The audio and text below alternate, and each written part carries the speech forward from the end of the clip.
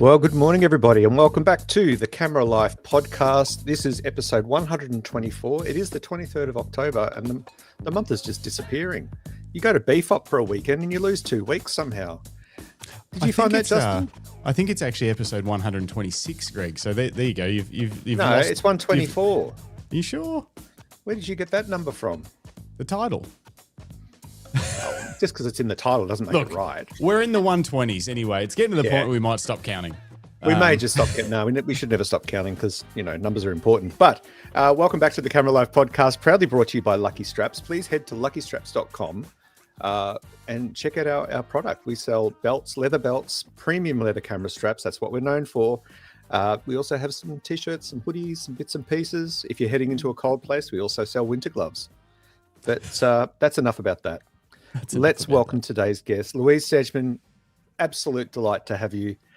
We caught up at BFOP a couple of weeks ago now, almost, and so glad that we can continue that conversation here today. Welcome. Thank you so much, Greg and Justin. It is awesome to be here. Can't wait to chat. So good to have you. We like having a chat. Yeah, that's me right. too. Kind of known for it. Good. We've got our morning coffees ready to go. We're ready to rumble. Yes. Is that what you've got in that sparkly cup? Is yours coffee or what do you got in that crazy Or is it vodka? Where are we at today? Actually, it is just water. Oh, yeah. Okay. Yeah, boring. I chose this cup because it reminds me of Dennis. Because it's nice. the Flipping rooster on it. chickens, 100%. Yeah. Brilliant. Yeah, he did bring the love, feathers and all.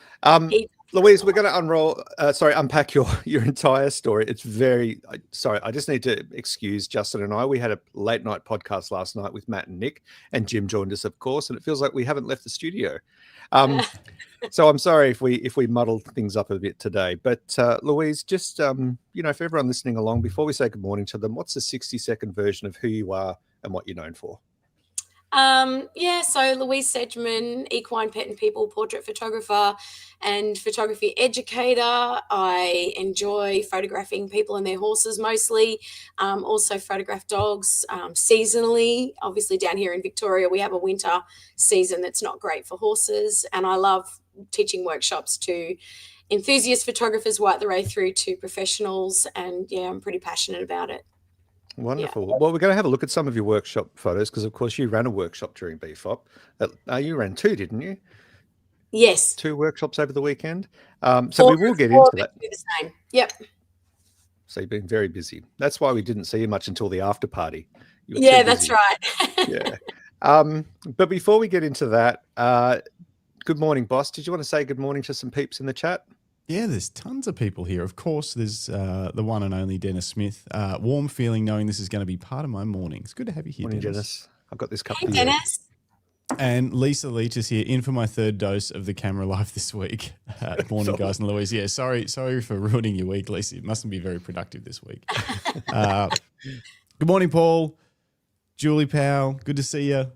David Mascaro from San Francisco. Hey, David. As always. Rick Nelson. Lucinda, Awesome. Good morning, crew. It's almost like you did a 12-hour live stream. Yeah, we're thinking about it one day. Yeah. Just stay on here for a full day, see what happens. Yeah, Philip Johnson, good morning. And apparently our podcast numbering is out of whack due to the BFOP live streams that we did. But, that's what happens. That's it. I don't know where you got 126 from. I did not send through information for 126. It's like you guys just made that up. It's at the top. It's up there. And Nick 100, good morning, guys. Greg, when I sent you that text, I completely forgot you guys were on here this morning. So good morning. Looking forward to the show. Well, great to have you. Okay. We've been talking about time. Nick and I have been talking about time lapse, and he does a lot of time lapse. And we think about maybe getting some content for the show at some stage about time lapse. So stay tuned for that one. Amazing. We've also got Jessie in the chat. Good morning. Louise is my favorite photography teacher. Oh, is that one of your daughters? No. Did you pay your daughters to do that? No one was paid in the making of this podcast. No, okay. Well, It's not. I can attest to that. No, I did try and rent the crowd, but no one put their hand up. So yeah. Look, sometimes you just got to buy fans. Nick Fletcher has accounts that he has where he writes from other names, and he's just like, "Wow, Nick is the best photographer in the world." And puts it in the chat. We love that it. Nick Fletcher guy is so amazing. So if that's one of yours, then well played. But otherwise, if Jessie is indeed a real person, then that's very cool. Jessie is indeed a real person. Okay. Yeah. All right. We'll take An your word for amazing it. You get a couple of freebies, but then we're going to start to doubt you. Yeah, that's okay. Oh, and Robert more, look at Varner's this. in the house from New Jersey. From New Have you yeah, slept well, at all? so- hang on. So Robert from New Jersey. Hi from Sorry. New Jersey. Good morning to you. It's now evening in New Jersey. It is And then Fenwick Stud. Yep. Vicky J here. Just have to shout out to Louise for the amazing community she has created. She goes above and beyond, regardless of where you are on your photography journey. Aw. Oh, that's Aw. lovely. Oh, I think you're feel like- pretty awesome too. What a great way I don't to think we start the need to show. be here, Justin. I think Yeah, that, we'll just Louise read can comments just reply to comments about We how can- our amazing job's done. Louise is. Aw, All right, thanks, let everyone. let's get stuck into your story, Louise. Obviously, we've met briefly at BFOP, and you and I had a great chat up at Red Earth Lodge. We We won't did. disclose all of the details of that, but Yeah. we do want to hear your story, and I know how much you like to have a chat. Before we get into your current practice, can we roll back the clock just a little bit to your early inspirations? You know, growing up, I know you were an artistic kid, but can you talk to us about that for you and how that led, how your love of art and drawing horses, how did that lead to photography for you?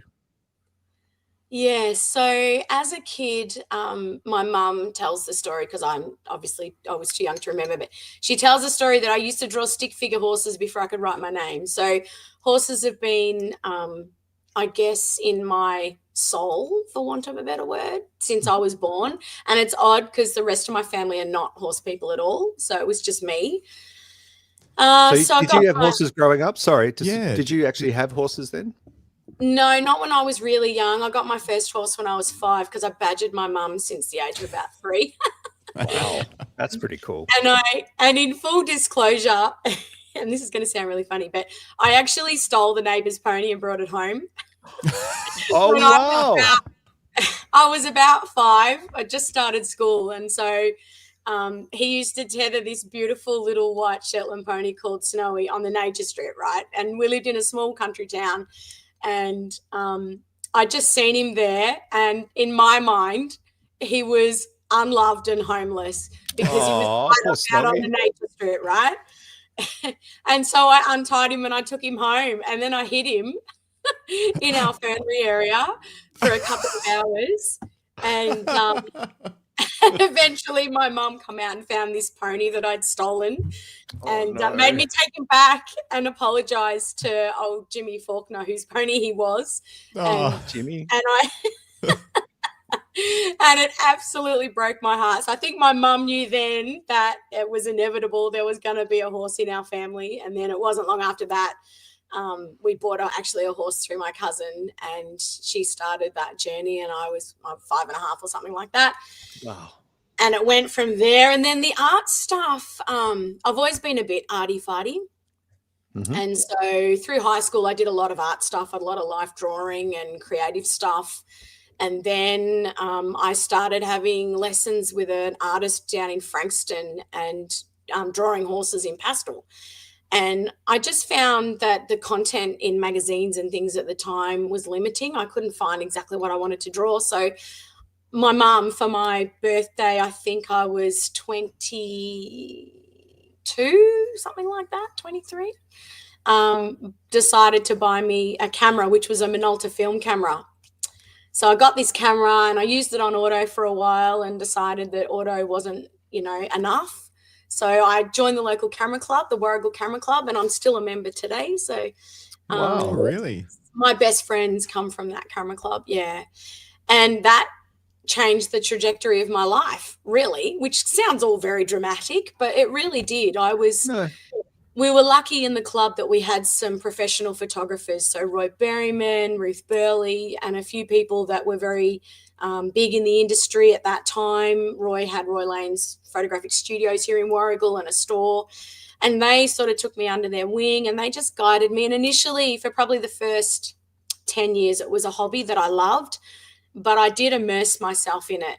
And then in 2008, my best friend Ruth said to me, "You should have an exhibition." And I'm like, I don't know anything about an exhibition. She's like, well, I can help you with that. So I had my first solo exhibition in 2008. So I got an ABN then because I was selling stuff. So I sort of see that as the beginning of the career as such. Yeah. And what did you have a trajectory before you found photography? What, did you want to continue to be an artist? Or was there something else in line for you? Yeah. So when I left high school, I actually did signwriting. So I went to trade school and worked as a signwriter for a few years, but it was right when the transition was happening between sort of handwritten signage versus computer generated plastic lettering, basically. Different world. Yeah, Yeah. I remember when that change was happening, and there was a few guys around Bendigo where we are that were they still had that skill of being able to. They would rock up to shops and paint stuff on the windows for like they were having a sale or Christmas time or whatever. That 100%. seems all gone now. Yeah, it's Like all that gone. skill. It's really sad, but that's what I was into. So I loved the skill and the brushwork. That was my passion. The computer generated lettering, I totally get how progress happens, but it just wasn't for me. So I decided to get out of that. And then I started a career. I got a job working in a family-run hardware store, which was a fairly big chain all through Gippsland and Melbourne. And I worked for them for 15 years. I was the manager of the paint department. So, and just 12 months prior to that, I was doing house painting. So I was all into the trades. I was a bit of a tradie for a long time. Yeah, tradie. It is interesting you talk about that. Tradies. It is interesting you talk about that that transition from analog to digital, and obviously we've referred to from film to digital, and now we're looking at digital to AI. There's all these changes happening. But rolling back, I probably was studying around the same time as you because I studied industrial design and I wanted to be a designer and illustrator because I loved to draw since I was a kid. But back then, I was telling my son, who's 14 now, Brendan. I was saying, because I was showing him these on social media, these digital plotters that they now use to plot, to create plan drawings of products and buildings, and it's all these digital mapping. And I was saying, I used to have to do that by hand. I used to have like an AO drawing table with the T square on it on the the sprung hinge, and so I used to do plan drawings by hand. And then as we moved into our third year, CAD, computer animated design, had only just sort of really broken through and became sort of a commercial product, and we started to learn that, and I was just completely lost. I was right on that, like you, right on that transition period between two generations of a creative process, and as a result, I found it hard to become an artist because there were these younger emerging artists that were doing it quicker because of digital. They were creating digital work. So it is interesting. And it's interesting, like we go through these generations in the creative fields, like I said, about going from, film to analog film to digital. But now we're swinging back, there's a resurgence in film again. And I also see a bit of a resurgence in the art space too. Yeah. But yeah, I'm a big believer in our society's been so fast paced the last few years, and technology's become so advanced, and now with AI, I think there is going to be a big swing back to those traditional processes, traditional conversations, traditional communication and connection with people, because we're actually learning now how much we crave it. And photographically, there's potentially a whole generation out there that don't have a record of their life. And if they do, it's either on a floppy disk, a DVD or a CD or some hard drive that's not being seen, and it's not potentially going to be able to be seen in the near future. Yeah. Yeah, it'll be like, when they find like an old trunk, someone's old trunk in an estate sale, and it's full of film and that hasn't even been processed yet. And then they go and someone takes it away, and all of a sudden all of these details of this person's past come to life that were just sitting. And who was that female photographer, Justin, we talked about a few weeks ago, where no one knew that she was a photographer until after she had passed away. In her estate, they found all of these photos and film, and I can't remember who it was. Yeah, I don't remember.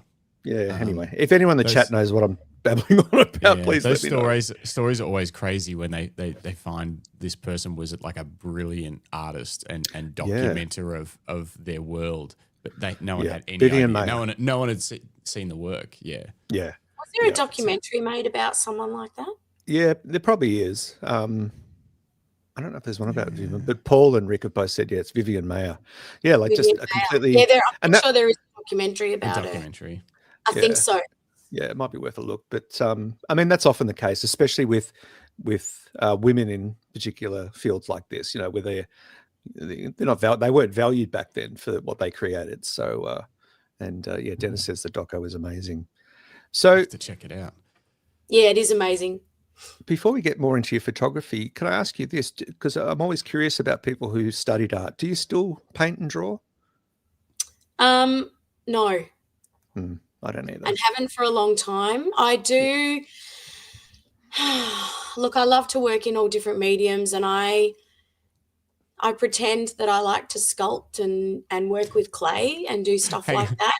You pretend that you like it, or you pretend I pretend to do it. I don't get to do it though. Like so if I don't like the word trying too much. So I mean, you either do or you don't, right? Instead of trying. I just find that my world is busy and with kids and family and building my business still and career, and I'm on trajectories that are taking me away from that hands-on art a little bit. Yeah. But I'm also on this bit of a journey to come back to it in time. Like I'm sort of flowing with how things are. I've got some cool stuff coming up in the future that I'm, hoping will inspire me creatively, and I'll be able to get back to that grassroots kind of stuff a little bit more. I think that's great. And I think it's important to not lose sight of that.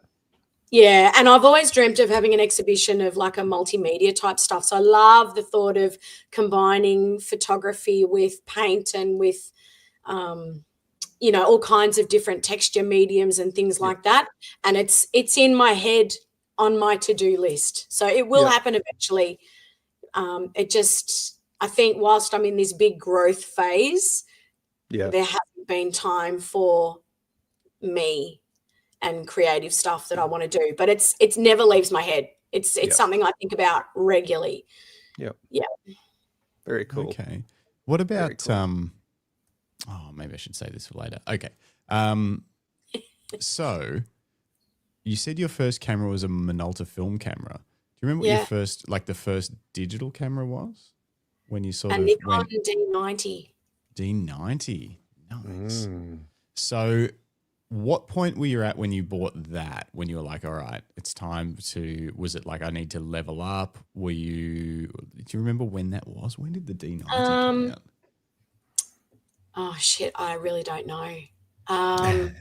It was a long time ago.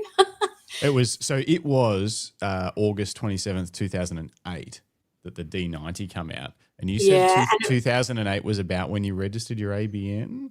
Yeah, thereabouts. Yeah. So was that kind of an inflection point of like, all right, I'm taking this more seriously? Definitely. Let's go. Yes, 100%. And I did capture my exhibition images that year with the D90. So I must have got it when it first come out. And I look at those images now and I can see the flaws, but they were still good photos. From a technical point of view, because I do heaps of stuff.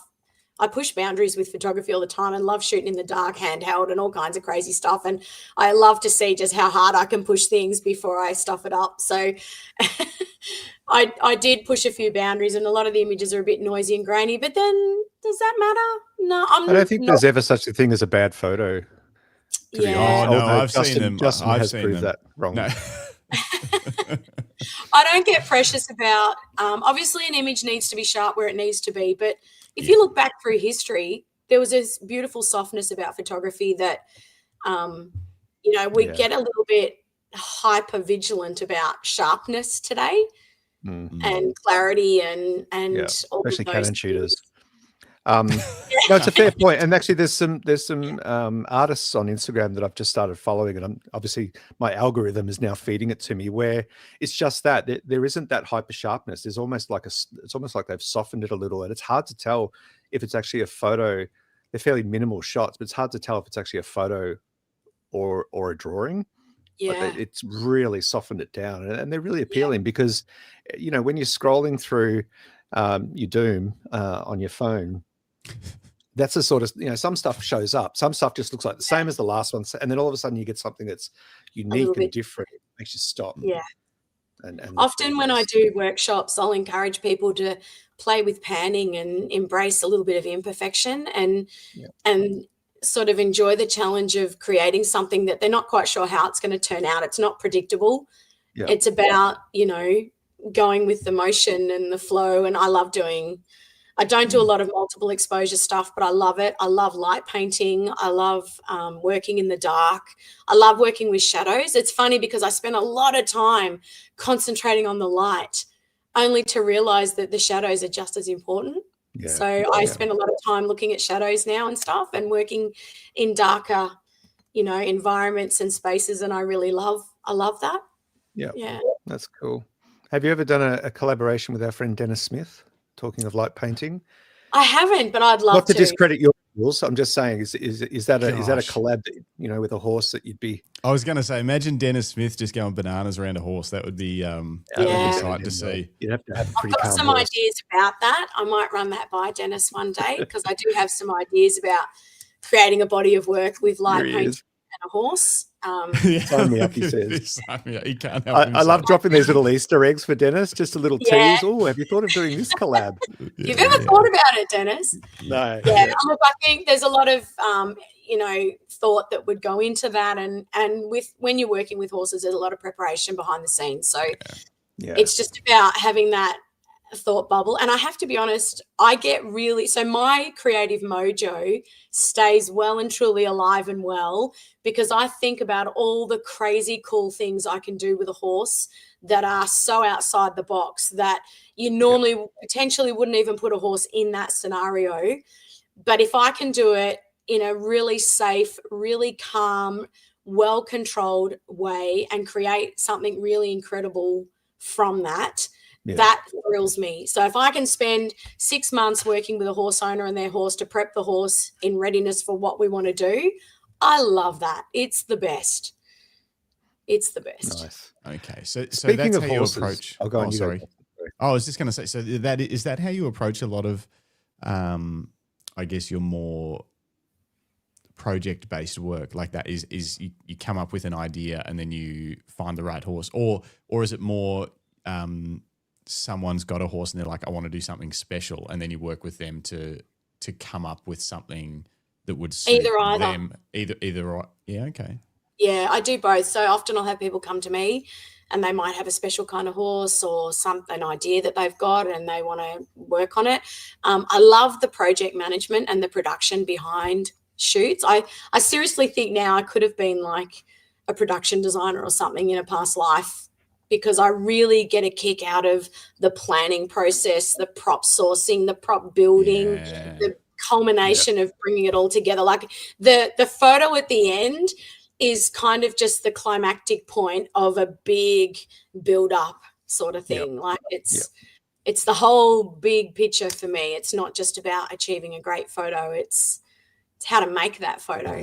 Yeah. And I think also that the experience plays a big part of it. I've been sort of, obviously we interview a lot of people and we talk to a lot of photographers, and we, obviously we're bombarded with photography over BFOP, but, having spoken to Mika Boynton about some of the images, I went into the gallery in Bright, and, she told me this story about how her and Matt were the first ones up on this mountain, and you see right down in that bottom corner, they're our car tracks. We were the first one to leave car tracks. And then, they had this 3-hour hike to get to this spot to make sure the light was in the right place. And, and it was the experience captivated me just as much as the final image did.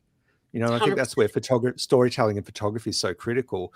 And, you're talking about that build up to a project, that it's an experience for you and for the horse owner, and obviously for the horse itself. Absolutely. Yeah, I love that. I love that storytelling element of photography, and it's growing on me more and more to sort of say, but what was that like for you? How did you feel when you got to that spot and you're like, oh my God, the sun is perfect, Yeah. I love those stories. Yeah, it's definitely a bigger picture. The Yeah. image itself is just a small chunk of what is in fact a big thing for me anyway. Yeah. That's how I see it. And I like to feel stuff. I can be quite deep and meaningful, and I feel like I'm on this, I guess it's a spiritual journey. I don't know. I've always just wanted deeper. So the deeper I can and more meaningful something is to me, the more I love it. Yeah. No, that's wonderful. It's a good place to be.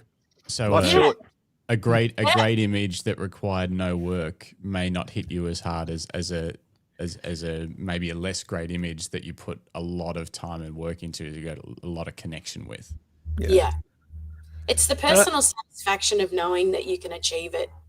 Yeah. You know, that you nailed something that was really technically challenging, whether it was not even camera technically challenging, maybe it was lighting technically challenging or location technically challenging. Like there's so many challenges, and then you add horses. So I spend my life, I know, and Dennis, you're here listening, and I know that you probably spend your day subconsciously driving around in your spaces looking at or seeing things where you're like, I can put a ball of light there. Oh my God, that would be amazing to light paint. Oh my God, imagine that with this kind of light painting behind it. So my day involves driving around thinking I could put a horse there. Imagine what I could do with a horse there. Imagine if I had, fueling up the helicopter. Exactly. He's on his way. Say, I don't think he drives around. He's actually got a chopper, so Correct. he's flying around. Yeah, flying around. So people in Drouin, if you hear a helicopter coming in low, it's just Dennis. Don't freak out. Yeah, okay? He's on a mission. But I do the same thing. You know, I drive around. My time is spent. Like even in the city last night, I'm like, where could I put a horse in here? How would I go about doing that? Have you? All right. Is there any shoots that come to mind talking about this right now? Anything that you can think of where you pulled something off where you were like, "Oh, I could put a horse there," and then you've done that shoot, and we could actually find the photo somewhere on your website or Instagram or whatever? Is there anything? No pressure, Louise. Yeah, no pressure. It's like that kind of thing. Doesn't have to be crazy, but just one of those things where you were like, or I don't know, any kind of idea where you were like, I think I can do this, and then you ended up pulling it off. Yeah, look, there's been quite a few, and you'd have to go way back through my Insta to see any of it. But I'm happy to share this story. I had this idea where I wanted to recreate a scene from Black Beauty. And at the same time, I also wanted to recreate the rider cock horse from Banbury Cross fairy tale. I had this thing about fairy tales and children's books with horses and things like that. So I met some people, got connected, spoke to them. They were really inspired. It's all about the connections and, meeting the right people to get involved in stuff. None of this stuff happens just me. It's always a collaboration. It's never just, my thoughts, my idea. It's about, okay, thought bubble. Let's talk with so-and-so about how we can make this work and what we can do. And then they expand on it, which I'm sure most creatives do. But I had this idea about recreating this image. So it had been in my head for quite a number of years. And then I went to a VAPS convention down at, I think it was Apollo Bay at the time, which was a long time ago. And driving back through Wood End, anyone that knows Wood End knows the big tavern at the end of the town. On the western end, I think it is. And so I'd driven past his tavern a few times and thought, oh, this is pretty cool. I wonder what I could do here. And so coming through, I was with my friend Ruth from Camera Club, and I'm like, oh, I'd love to do a shoot here. This would be perfect to recreate the scene from Black Beauty of the guy coming out of the tavern and getting on his horse in the dark and galloping off, and then Black Beauty actually gets injured and then she gets sold, or he gets sold. And so I'm like, I'm just going to knock on the door. So I pulled up. The place had been derelict for years, but there was actually scaffolding around it. I knocked on the door. I could hear a radio, but there was no one inside.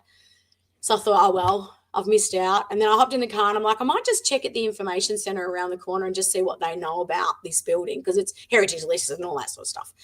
And so I called in and they're like, oh, yeah, this couple from Melbourne have bought it a year or so ago and now they're renovating it and doing it all up. And they're there most days. Like if you just knock louder because they might be right out the back or go for a walk around it. Now they'll be there.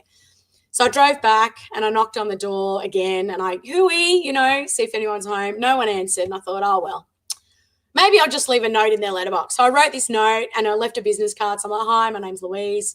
I've had this crazy idea. Just wondered whether it would be something you guys might consider letting me do. I don't need access to the inside of your home, but I'd just love some lights on at night, basically.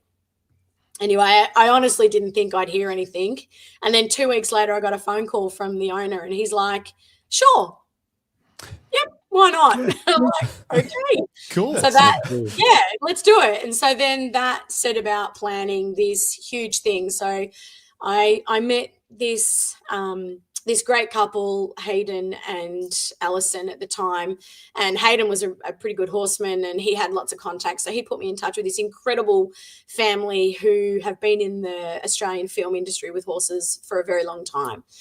And so they had the right horse. So they had a beautiful black Frisian stallion who was very fancy but also very quiet and very used to doing crazy stuff in film sets and all sorts of things. So on a Saturday night in the main street of Woodend, we had our little film crew and, yeah, we recreated a scene from Black Beauty. And I looked, that was the first time I ever did something really big like that.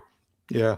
And earlier in the day, I'd made all these ribbons to create my cock horse shoot. So we had a cock horse shoot in the middle of the day using one of her beautiful horses. And I had this gorgeous woman who was a backpacker from Germany, can't quite remember where she was from, who rode this, Harry, this gorgeous horse with ribbons and bells on her finger, toes and rings on her fingers and all those things. And then we did Black Beauty at night in the main street of Woodend. It was raining and, the camera equipment that I had then, which I think was a Nikon Z8, was an amazing camera and I still have it and I still love it.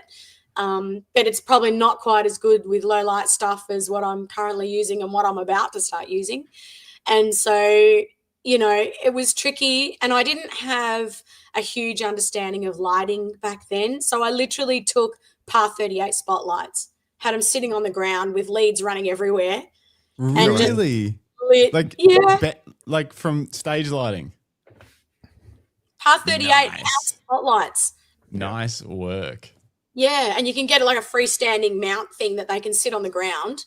So I plugged them all in and I shot these lights and I had Hayden trot past and park in front of on this big black Frisian horse at 8:30 on a Saturday night in the middle of winter of Woodend. And it was pretty awesome. And I remember buzzing a lot about that. And I've had a few crazy things like that since, but I've got bigger ideas and more stuff that I want to do moving forward. So very cool. I've been trawling through Instagram trying to find it, but I can't find it. Maybe it's not. Yeah, it'd be a long way back. I went all the way back. I went to the end. I went to the end of your Instagram. I found the beginning. Oh wow! But I can't see it. Nothing there. Well, I'm just kind of, because I don't know what the photo looks like, so I'm kind of scanning fast, hoping to see what you've just described. So the Black Beauty ones is a black horse with a guy wearing a red jacket and a black top hat. And in some of them, he's carrying a lantern. I did see a few with a lantern, but they were kids. Oh, yeah, that's my daughter. Oh, yeah. Hang on. That's not a lantern. He might not be. He's not carrying a lantern in all of them, but he's definitely black top hat, red jacket, sitting on a big black horse with an old white building. Yeah, I've got one of them. Hang on. And around the same time, there'll be a grey horse with a woman in a pinky, purple, lilac-y coloured, big flowy dress, and the horse has got ribbons all over him. And yeah. So this might be one of them. Yeah, that's it. Yeah. Yeah. Hang on. So cool. So that was you just wanted lights on in the house. Yeah. So we started at twilight. We waited till the sun had set, and we started at twilight so that the ambient light was soft enough that it would show the house lights as being on, and that he would still be illuminated. And then as it got darker, I brought in the par 38s and did all sorts of crazy. I love it. Par 38s. That's I don't know what they are. They're the ones like you can get at Bunnings and they're on like a bent kind of pipe frame. Nah, not really. So if you've been to a band show, to watch a local band, before LED lights come out, they were like black tubes that were maybe the tube was like this round, hot lights too, not LED. They were hot, warm. They're just household floodlights that you screw into your household outdoor. In a enclosure usually if it's like a I know the one on a stand, depending on mine weren't. What you're doing. Yours weren't even in the thing. No, they were just the bare globe in a special socket that had a foot on it that you could stand it on the ground freestanding. That's it. Oh, That's wow. Amazing. It was rough. So that photo of the lady on the grey horse, that's the cock horse shoot that we did the same day. This one? Yeah. So she had rings on her fingers and bells on her toes. And it's a shame photography, which is the great thing about videography these days. But back then I didn't have video, access, and I probably had a phone. But, you can't capture the sound. When he walked past, it was just the best sound. Oh, yeah. Yeah. Do you do any video now at all? Little bits here and there, privately more so. Yeah. It's not something that's part of your business. No, but I've just updated my kit thanks to the beautiful Julie Kimpton and Nikon. I was going to say, you said it's not as good as what I've got or what I'm going to, or something like that. So what have you got? I've just got it out of the box yesterday. So what did you get? What have you got? Yeah, I got a new Nikon Z8 and a new 70 to 200 mil lens to replace my old one that was very old and fairly broken. So pretty excited about that. What body were you using? Yeah. Nikon D5 body and the 70 to 200 2.8, but it was about 15 years old. It's been dropped. It's been repaired. It's had the motor drive replaced earlier this year, and the contacts are wearing. So every now and then when I'm shooting, it still works, and it's been serviced this year. But when I'm shooting, every now and then I'll get a black image, and I've just got to tweak a little bit the contacts. Oh, no. And it's fine. And to be honest, it's not good, but in true me style, I never do anything by half. So I just figured, look, if I have a fail, I mean, I'm not doing weddings, right? Yeah. But if I have a fail, I've got my other 24 to 70 that I could put on if I had to, and still continue a shoot. Like, it wasn't going to end me if it failed mid-shoot. I would just make it work. So you've held out quite a while before moving to mirrorless. And how are you feeling about that jump? I'm the last one to do anything ever. So, and I think it makes me giggle because when Lightroom first came out, I've been a Photoshop user for over 20 years, right? And I loved it, and I felt quite confident using it. And then Lightroom came out. I don't know when it came out, but when it came out, all my colleagues were jumping on the Lightroom bandwagon, and I'm like, nah, I'm just going to stick with Photoshop. And I think I was in denial for probably a good 10 or 15 years about that. Wow. Hang on. When did you start using Lightroom? Or have you not yet? No, I do now. Yeah, it's a huge part of my workflow now. And I love it, actually, very much. They complement each other, which I wish I'd known that 15 years ago. But probably 10 years ago, a little bit. And then 5 years ago, I got much more into it. Okay. And now it's a big thing for me. Wow. When everyone else was using it years earlier. So the same with the mirrorless revolution. I decided, because I invested a lot of money in the D5, right? So I really wanted to get everything out of it. And I bought the D5 in 2015, I think it was. I had a D5. Yeah, and look, it's an incredible camera. Yeah, and I still love it. Like, it'll be my go-to for,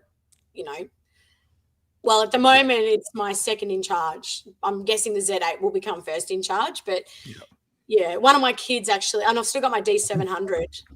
So, and the D90 is on display in the studio with the mirror shut, locked up, and it's all sticky and awful. So it's just a display camera. But one of my kids desperately wants to photograph, so she wants my D700. So It might come out of the archives, and then the D5 will become the backup, and then the Z8 will become the main body. But and so, how are you feeling about that? Yeah, I was apprehensive, and the main reason is, and they're all a little bit superficial, I have to be honest. I love the clack of a shutter. Me too. Yeah, me too. That I real mean, clack. Like, I love that. I put my I'm shooting with the R5 Mark II. You won't be able to do this because you went Z8. Sorry, Julie. But I change it when I'm traveling and stuff. If I'm not working, when I'm working, I usually leave it on electronic shutter most of the time. Yeah. But when I'm traveling and making images more for me, I switch it to mechanical shutter single shot because I just like it to just go click and you can feel it. And I said this to someone and they said I'm an idiot. But I want them, you know how they put the shutter sounds in bodies? I want a haptic. I want to feel, if we're getting rid of mirrors, I want it to feel like something when I press the shutter, whether it just it like gives a click through my hand or something like that. I know they can do it with the iPhone. I would like that. I would really like that. Yeah, same. And I don't know why. It's just such a tangible thing. Yeah. I love it feels that. like you did something. Yeah. I hate the electronic, the like click. I hate the electronic viewfinder as well. Oh, no, I was saying the electronic shutter sounds that they put in them because they don't have a mechanical and it's like this fake shutter sound. And it's weird, isn't it? It's not the Fuji my one is style. terrible. Is it? Yeah. Is it the sounds like a same in mouse all- squeezing out a small shit, but you know. Is it the same in all Fuji cameras? Or do they put different sounds in each one? I think. No, Kind of I like think the film simulations. Current gen, they're all the same because they've all got the same sensor and processor. So they're all pushing out the same stuff. But It's the same sound. But yeah, it's a funny little noise and it just doesn't feel. So I turn it off. And especially, have you ever shot like the D5 or those kind of cameras?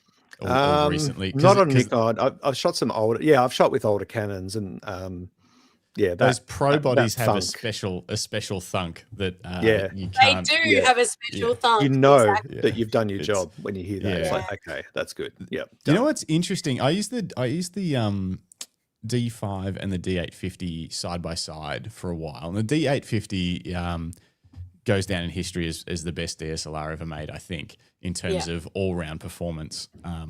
For what they had with tech at the time, but it didn't have the soul the D5 did in the images, and despite everyone, it was technically better. It had more resolution. It had better dynamic range. You could recover the shadows better or something. But the files out of the D5 at, what was it, 20 megapixel or something? Yeah. And you could shoot it at 400 ISO for everything, and they just looked freaking awesome. And I don't know what it is about that camera, that sensor. It's just awesome. What can I say? Yeah. It was great. And because it come out and everyone reviewed it and they were like, the dynamic range isn't great and all this stuff. And I was like, but we're shooting weddings at the time and I was like, they just it looks awesome. Yeah. I don't know what technically they weren't happy with, but sometimes you get reviewers. That, like second gen Fuji sensors, everyone, like with the X Pro 2 and the X-T2, like people there's something about those files that's just different to anything they've made since. The grainier, like you said, the resolution's a bit lower, but there's just a bit of soul and character in them that's really unique. I love that. I think that so Dennis has brought there's a very important point about the tactile feel and everything. And Dennis says the new Hasselblad, has the weirdest delay from the button to the shutter and sound. Dead to me. Yeah. So it feels wrong. Yeah. It's important that it feels like you're connected to the image you're taking. So yeah, that's right. And it was very important to me. So anyway, it's taken a long time. But I've done it. Congratulations. So Thanks. is that the 7200? Oh, just quickly, David Mascaro. Yes, the D3 also had an epic sort of image and sensor, and that's the same sensor that was in your D700. That was just I love. Yeah, that was everyone seemed to love those sensors. I never had either of those cameras. Actually, I had a D3 something. Can't remember. What was I going to say? The switching to mirrorless. Are you going with the 7200 is the new Z mirrorless 7200? Yes. Jimbo that comes on this show with us, one of the other hosts, he tested that for a motorbike event the other day. He loved it. That lens is crazy. It is crazy. Yep. Is that the only Z lens that you've gone with so far?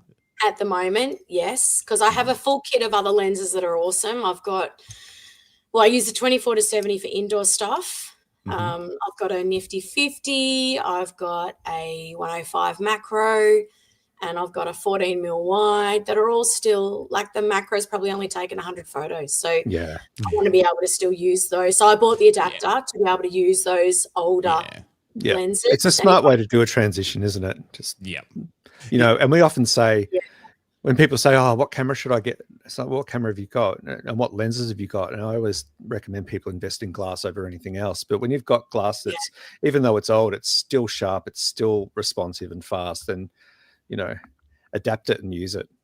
If you can. So that's what I've done. And like I said, I've charged the battery. So we now have a battery charged. Don't have any memory cards, so I've ordered those. They'll come in the next few days, and then I'll be able to get out and shoot. Nice. Is the 70 to 200 your workhorse? Is that like is that what you would say? If Pardon you the pun. Oh yeah, I didn't even think about that. It's definitely my workhorse. So every single photo that's been taken outdoors has been taken with my 70 to 200. Yeah, 100%. I love it. What's the aperture on that one? Is that the 2.8? Yeah. Constant. Yeah, that's beautiful. Yeah. Justin, a question for you. Do you ever miss Nikon? Like, Jim Yes, obviously, I know he would. But, Jim's rocking a pair of Z8s and some quality glass. Do you ever miss it? Do you ever feel like just, hey, can I swap cameras for a day? How do I say this without Julie getting mad at me? She Just doesn't say listen to they're this podcast. awesome. That's fine. No, I do. I love Nikon. I would be totally at home building out a Nikon kit. I'm sure it would be fine. I miss some stuff about Nikon that they haven't resolved in the new system yet. So not really. I don't want to jump over to Nikon because they haven't they haven't updated the 28mm 1.4, which is my favorite lens. So Jim's still using that adapted. And I hate using adapters with primes and stuff because what was a nice, neat little compact system, you put the adapter on it and then it's like further forward and leans forward and it's sort of and the adapter is quite chunky. You don't realize how chunky it is. Yeah. So I wouldn't because of that. Probably not. The Z8 I know would be a sweet camera. I've used Jim's. It's exactly sort of right there in all the specs and what it needs to do. Didn't they include the adapter in some of the early Z models? Like it was an option. You can buy it without or with, and it was to help those people. Too. Yeah, I think a lot of people. Well, the cleverest of them all was when Sony included a Metabones adapter for Canon lenses. Yeah, that is clever. Early on. They were like, hey, just buy this new fancy Sony mirrorless body and you can use all your Canon lenses. And I think that ended up converting a lot of like Canon users over to Sony in those early days. Yeah. They were leading the charge, especially in mirrorless. That's right. Oh, bye, Paul. See you, Paul. Thanks for dropping by. Thanks for being here. I don't miss it. I don't necessarily want to jump, but I know I'd be totally happy with it. Although the 7200 wouldn't fit in my current camera bag. Whereas but you've got 17 camera bags, boss. Yeah. It wouldn't fit in my favorite camera bag. So that you just have to get in the bag. I mean, I'm sure Yelena will be pleased with that. No, Another Nikon camera bag around the house.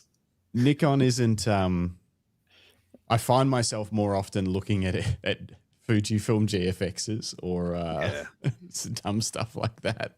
Because I think the thing with Nikon and Canon is and most people are pretty confident, especially at the moment with what's out from both brands, you could basically build out a kit, and other than like some ergonomic changes and stuff like that, you could build out a kit with either of those systems and be fully ready to work, no problems. Neither of them are like lagging behind in any area or anything like that. There's just small differences in lens choices, the way they've gone about their roadmaps and stuff like that.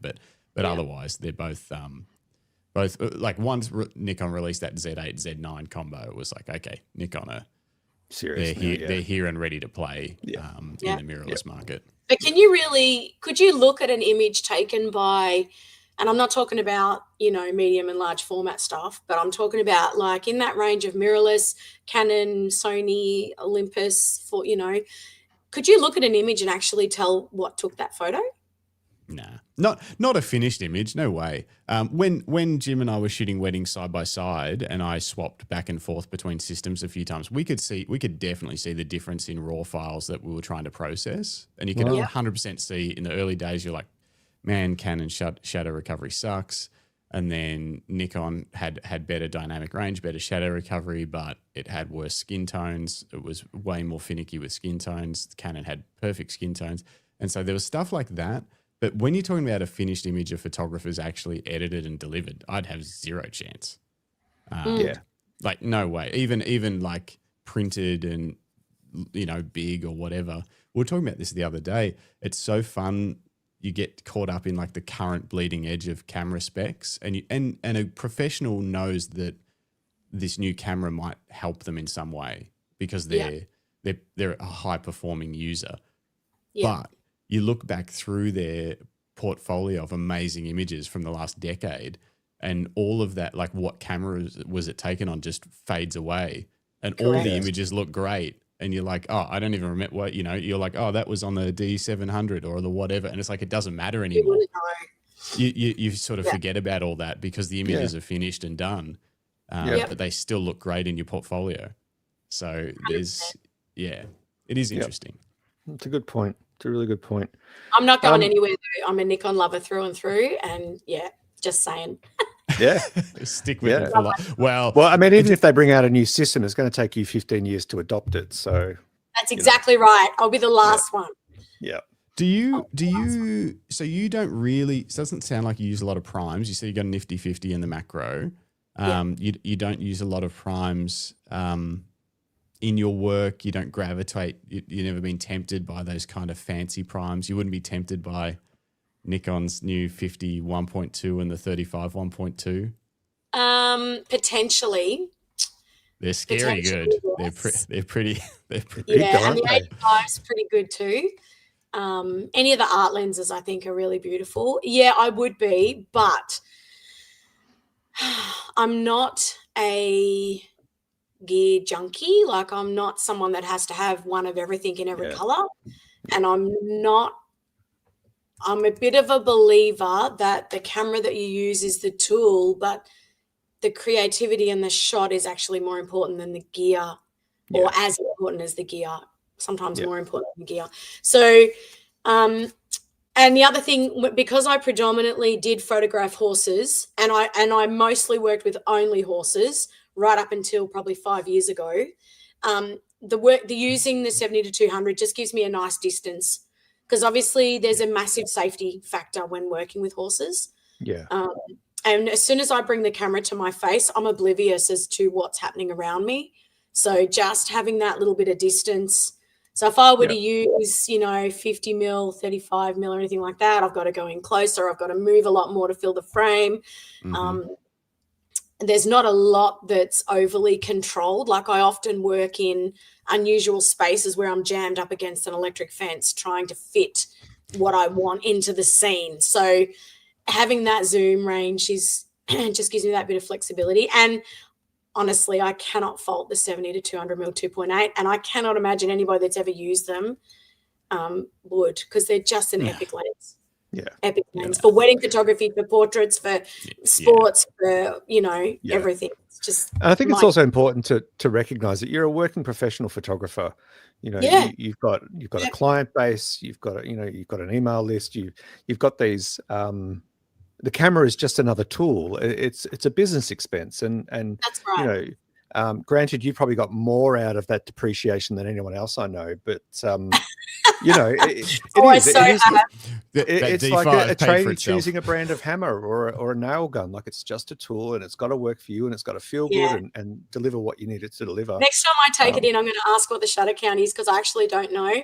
And the 70 to 200, my old 70 to 200, I took it in probably 5 years ago because I normally get it all cleaned and serviced every year.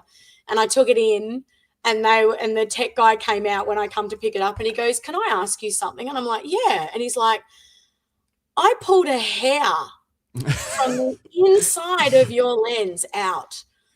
How did you get a hair inside your lens?" Was it one of your hairs?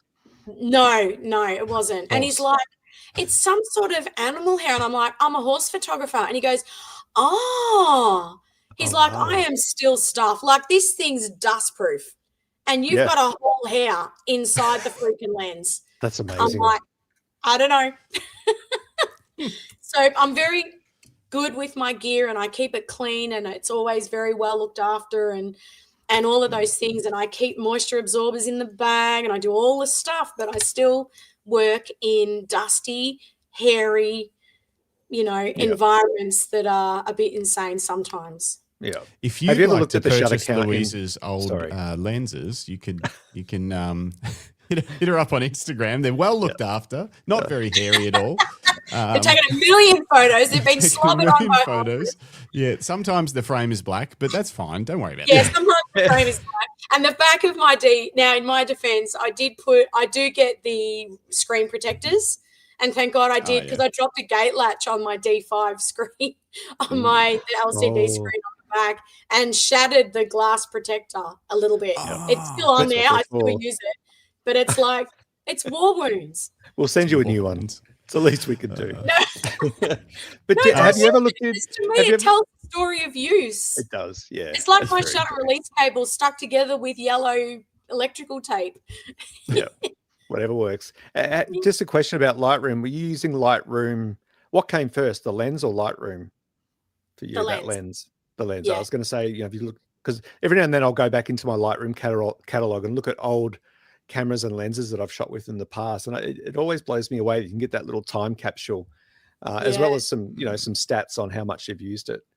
Some of them have been used shamefully very little times, but yeah, don't break it down. Say that about my kit. It's well used. Yeah. Yeah. Very cool. Very cool. Let's talk business. You run a number of, I guess your website's kind of broken into three elements. There's your creative side, which is workshop, tutorial, and instruction. You've got your photography element, which is portraits, dogs, and equine. And then you've got Santa photography. Tell us a bit about your work with Drouin, with the local Drouin community doing Christmas photos. Yeah, so I'm in this is 11 years this year, and I do Santa photos in my home studio. And yeah, we run all November and all December, every Friday, Saturday, Sunday, and it's intense and it breaks me. And every year I question whether I'm actually going to be doing this again. You forget by the next year, don't you? It's a long time. It's like having a baby. Yep. Those hormones kick in and you just completely forget about everything. How much it hurt. Yep. Yeah. And look, the Santa photos, it's almost this entity unto itself. I don't market very much for it. I certainly don't pay for marketing. We have a fairly big client base and a fairly vibrant Facebook community, but it's only seasonal. Like I literally do not touch the Facebook page from January to September. Yep. And then September I start getting active in there again. And then we have a mailing list that we mail out to and a VIP list. So we book out probably 75% of our sessions to our VIP list. And a follow-up question, do you wear an elf costume? No. Oh, come on, Louise. Well, your heart's just not in it if you're not dressed up as a reindeer or an elf. I usually do wear some sort of Christmassy shirt that's bright and colourful, and I do wear antlers, like, a headband with antlers or something. We'll let that slide then. Yeah, I do get into it, but I don't dress as an elf. Let's get into the nuts and bolts of this, because I think this is something that a ton of people could potentially try in their own area, in their own town. Yeah. It's one of those things. It's like it sounds like it's a lot of work, but it is a short period of time. So even if you have a full-time job or something like that, if you can block out some time around the Christmas period, you could potentially run this and then pack it away and not worry about it till the next year. Yeah. So Yeah. let's talk about everything in terms of you've obviously got a reputation now. Like you say, you built it up, you booked them out. But if someone was starting from scratch, how would you recommend they give this a go? If they're confident with their photography, that's not a problem. But in terms of how elaborate do you go on the setups? How do you find a Santa? You know, do you need all the props, or would you keep it simple? What are your thoughts? Well, I've got a few opinions, and I feel like I need to start at the beginning to build the picture of how Yes, we please. came to be. The stage is yours. Yeah, so I think as photographers, there's a few different options. So our Santa photos are literally a walk-in, walk-out experience. They're not a mini session. So I know there's a lot of professional photographers that do mini sessions. So they'll offer them probably some sort of package flat rate. Customer will come in for 15, 20 or 30 minutes or so, do a family session. Photographer captures that in front of, you know, a backdrop and some props maybe. And then the client either gets to download 5 images or something to that effect, right? That's one way of doing it. And that's quite a popular way. I think the point of difference for us is we are a walk-in, walk-out experience. So it's a bit like going to your Westfield and waiting in the line, and you walk in, you sit down, you smile, you walk out. Yeah, okay. But I'm going to go back a few steps. I'm going to go back to when we started in 2015, I think it was. Yeah, it must be, because this is our 11th year. So I had a friend who was a partner at the time, business partner at the time, and very casual though. And we'd seen in our local school newsletter, because our kids went to school together, that this photographer local to us was doing rustic Santa photos. And we were like, oh, rustic. That sounds awesome. We love rustic because we're horse people and rah-rah. Yeah. So we got all excited about these rustic Santa photos and thought we could take our kids to have these rustic Santa photos. This would be great, rah-rah. And when I looked her up, she had Santa sitting on a bale of hay in front of a brick wall with some bunting, like, you know, Merry Christmas bunting. And I'm like, It's not really doing it for me as rustic. Like, which bit's rustic? Is it the bale of hay that he's sitting on that's rustic? So her and I then just kind of went, well, shit, we could do rustic. So we had this crazy idea, because we both bred Clydesdale horses. We had this crazy idea that we could photograph a Clydesdale horse in our Santa scene and have people come and have their photo with, you know, the Clydesdale, and we could set it all up. So our very first year, 2015, we did it at her place, which was 2 doors up the road from me at the time. We did it at her place with her Clydesdale in the stable. So she built a stable, and we have harness vehicles, big old harness vehicles that my husband's grandfather made. So we took our lorry, which is a 4-wheel, small, very small though in terms of wagons, but a 4-wheel fully made of timber wagon. And we parked it across the front of the stall. So there was just enough room for the horse to walk in and out in a little gate. We then, on the back of the lorry, we had Hessian bags filled with gifts. We had a tree. We had rocking horses and all these toys on the back of the lorry. Then we had a heap of bales of hay in like a nice triangle. So, and Santa would sit on the bales of hay because it was important that he had a backrest, that he could sit properly. At the time, Santa, that was my dad. And so he played Santa for me for the first X amount of years, and then he had some health problems and he wasn't able to do it anymore. And now I've got 2 new Santas that are amazing and wonderful to work with. But going back those early days, you know, we had the horse in the stable. We literally just put it out on Facebook. Hey, anyone want a Santa photo? I think we're charging like 25 or 30 bucks or something. Walk in, walk out, no bookings, just come. And so that first year we probably did maybe 200 families or so, maybe 3. I can't remember exactly, but there's no booking process. It was all just cash. It was mad, right? Yeah. The second year we did, she then obviously could see the potential in that and built a little barn, tiny little barn out of bluestone and all recycled materials. And so then, yeah. she went to this vehicle auction of old vintage vehicles, and for $1,000 bought this old vintage truck that wasn't going. It was just a truck body. And so we managed to get that into this van. And the second year we ever did had, Santa sitting on the back of an old ute. And that was really popular. Then the third year we had another horse in the scene, which was a yearling Clydesdale colt of all things. And that year, so our third year, it was insane. And I honestly can't remember how many people we photographed, but I remember the pressure and the stress was phenomenal. And I nearly had a breakdown numerous times. Wow. Because we still weren't doing bookings. There was still no systems in place. We didn't know that it was going to do what it did, but it just went nuts. We literally had people coming from all over the state to come and have a Santa photo with us. Wow. So they would and drive. so was it still $20 at this point or thereabouts? I think we'd increased our prices to $40. Yeah. So $40 for a single photo. You come in, you sit down, you tick a piece of paper, what photo you want in terms of an 8x12, or I think there was 3 options. And then I take the photo, I go home, process them all and get the prints ready. And then the following week they come back and pick them up. Right. And no digital files, just a printed photo? Yeah, because I'm a print advocate. So I'm a bit funny about the sale of digital files and things. One, for lots of reasons, they often just end up sitting on a hard drive and never get seen. And I like the tangible product. So initially it was no digital files. Then we did 1 year, it was all digital files. And then we went back to print and digital files. And currently it's print and digital. So they get to choose.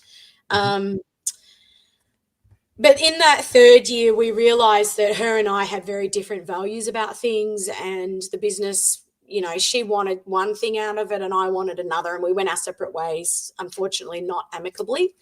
And that's fine. Because she wasn't a photographer, I continued on doing them here at home. But that third year made me realize that having a horse in the actual Santa scene is completely impractical. Yeah. And as much as I'm a horse lover, there's actually a lot of people out there that don't love them, are terrified of them, or big don't. Animals. Well, they are. And we're talking Clydesdale horses too, so extra big. And so after 4 weeks of doing Santa photos, the horse, he didn't want to eat the feed anymore. And because it was being used, we were using food to keep him in one spot for the photo the whole time, then that cycles through their system and they get quite rich manure. So I cannot tell you how many dads, if Charlie pooed in the stable, the dads would be like, and be gagging and have to leave the building. And we're like, come on, people, it's not that bad. Yeah. But it was that bad. It was that bad. See, I'm used to it. I don't care. I like the term rich manure. It was fairly rich. Yeah. And the dads would gag a lot. And so I realized then and there that it's just, from a welfare point of view of the horses, doing it for an hour or so, but we couldn't do the volume of people that were there. So we had the queue at one point was 4 hours long. Wow. For 4 hours. It was 35 degrees this particular Saturday night. And we had a gentleman pass out in the queue and we had to ring an ambulance. And it was at that point that I realized this does not work. Yeah. It's a great concept. It needs a lot of work. Wow.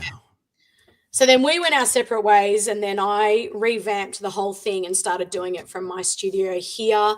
I introduced a booking system. I'm not financially as driven as what she was. So for her, it was often all about how much money could be made, regardless of the consequences or anything about that. Whereas for me, I'm like, well, actually, that's not practical. We can't photograph 10,000 people because we don't have the facilities, the systems, the processes in place, anything. And so I scaled it. I didn't scale it back. I photograph more people now than we ever did. Yep. But it's all done very organized. So the wait now is maximum 15 minutes. Yeah. Oh, that's cool. Yeah. So most people, and that, it's hard. Sometimes I'll just walk straight in. It's much more organized, but at the same time, we've come up with a system that still allows it to flow somewhat. So if because the thing is, right, you can't predict how kids are going to behave in front of Santa. Some kids are terrified of Santa. And we've seen it all. Like, Yeah. you learn a lot about human behavior. You learn a lot about psychology. You learn a lot about how to think quick and work quick when you're doing, 50 families in an hour. So maybe not quite that many. It's probably 25 families in an hour, but still a lot. Yeah, when you know that you've got people outside waiting, you have to be a really good people person. So for me, I'm fairly vibrant most of the time, and I don't know how exactly I do it, but I seem to maintain my energy levels enough throughout every session that everyone gets the same experience. And it's our attitude, like our Santa and our front of house staff and me as the photographer, because I shoot nearly every session, unless I'm away for whatever reason, which I won't be this year, so it'll be everyone. It's about keeping that energy level up. And when they walk in the door, they expect the same enthusiastic, hey, come in, woohoo, let's go Santa. Because they've chalked it up on the drive over with their kids. Yeah, it's a big thing. It's a big family moment. It's a big, and then the kid It's cries a for big 10 family minutes. Yeah, that's right. We've seen it all. Oh my God. If I could tell the stories, if I had $1 for every story that I could tell about Santa photos, it's insane. I'll give you $1 for every story. That's a gold podcast. Yeah, we just done a whole podcast about We're doing a whole podcast on Santa stories. We've had birth announcements, wedding proposals, like all sorts of things. A wedding proposal with Santa. Oh, that just feels like they're banking all of their events into one. Christmas, the engagement. That's the cheapest way to get engagement, like surprise engagement photos done. Or is it like $50 for a surprise engagement session? Actually, it's $85 now. We've got okay. We're $85 for a photo now. So a question. Sorry, you go first. I was just going to ask, what is harder to photograph? Dogs, children, horses, or adults?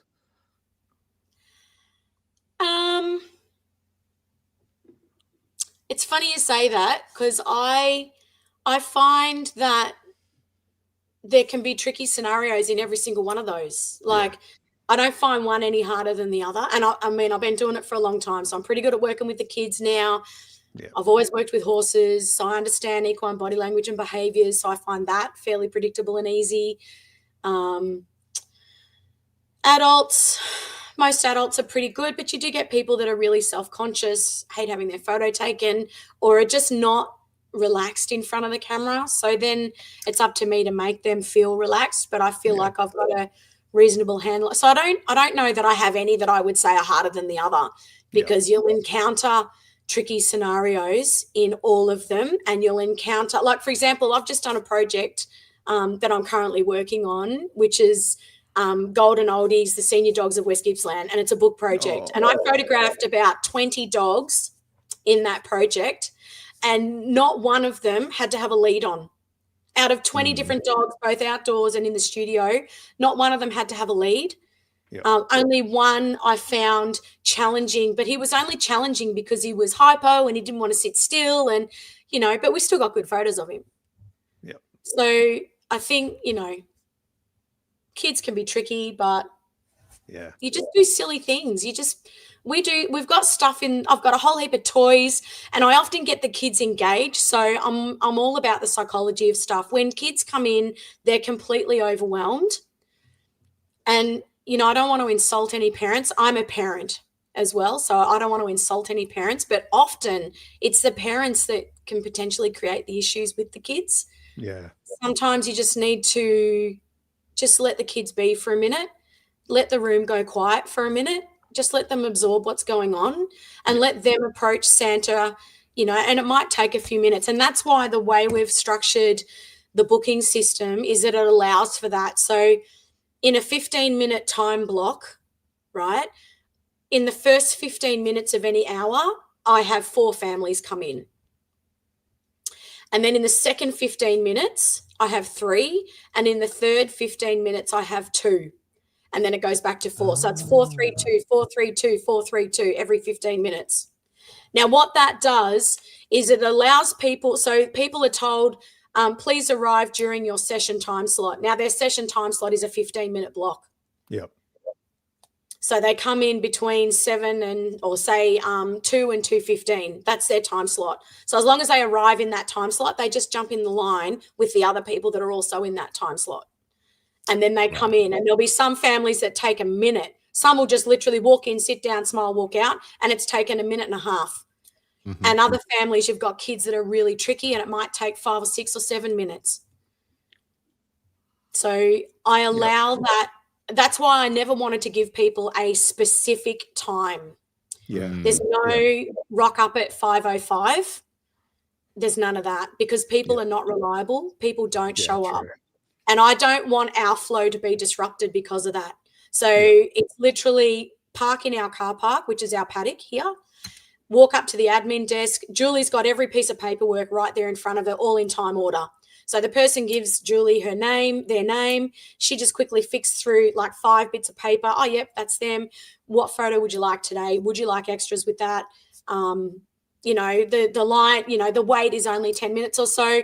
And we've got other stuff happening on. We set up our driveway with all these cutout Santa things, so the kids can stick their head in a hole and have a photo, and the parents can do that. And we have like a little selfie booth set up. You know, it's just a backdrop hung on a tarp, but it's quite rustic.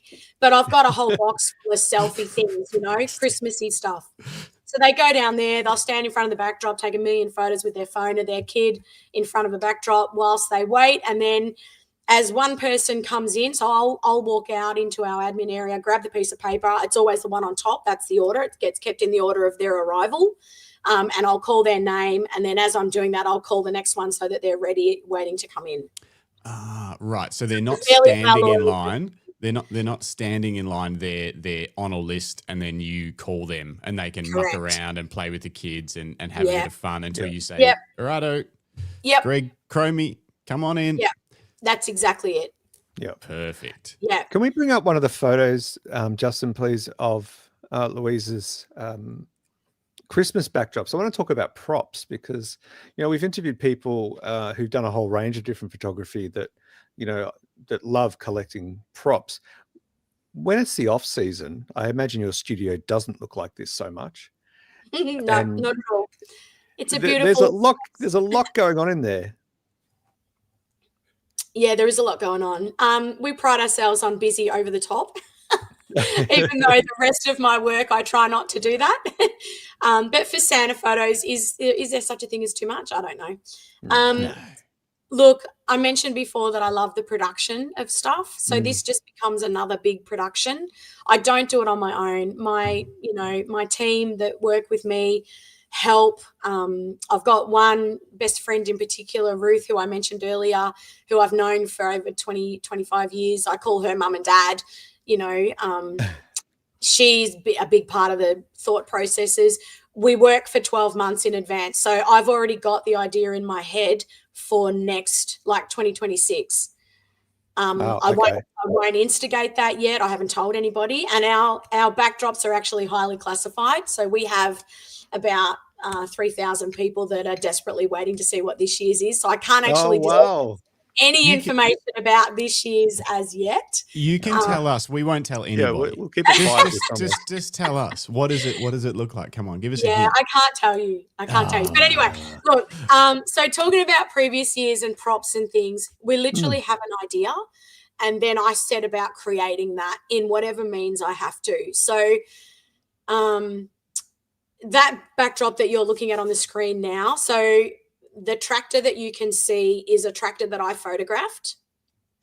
And then a lot of the animals were animals that I've either photographed or my friend Ruth has photographed and given to me so that I can use in the backdrop. So the backdrop is a printed backdrop. It's 6 meters by 3 meters. What? Wow. It's not real? I thought you had an emu, a kookaburra, blue healer.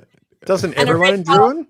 I thought you just switched the horse out for 5 or 6 wild animals. Yeah, so no, it's all a bit crazy. So the backdrop is 6 meters by 3 meters, and I wanted it. It's a bit like I wanted a really shallow depth of field, which I guess it's kind of given that illusion. But all the elements have been added, and then everything from the tractor forward is in the studio. So On the left, we've got a windmill, and the windmill was spinning. So you can't see that that's why it's an experience, right? The windmill, when the photo's taken, is actually spinning. Oh, wow. That's clever. In the back, optical illusion. Yeah, cool. Yeah. In the back, you can see the emu, and then there's a kangaroo bobbing down. Can you see the kangaroo on the left where the emu is? You can just see his head. Oh, yeah. Oh, yeah. Yep. Yeah, so that kangaroo was a kangaroo that we made, and he was actually bending up and down. So he'd come up and look at the door, and then his head would turn and he'd bob down. And the little elf guy there had his hands out and was feeding the kangaroo. And then Naughty, we always have Naughty Alfie because he visits every year, and Naughty Alfie's riding the kangaroo. So those little red things around the kangaroo's neck that you can see there is the elf hanging on for grim death. Oh, there's elves everywhere. I just realized. Yeah, there's little elfies everywhere.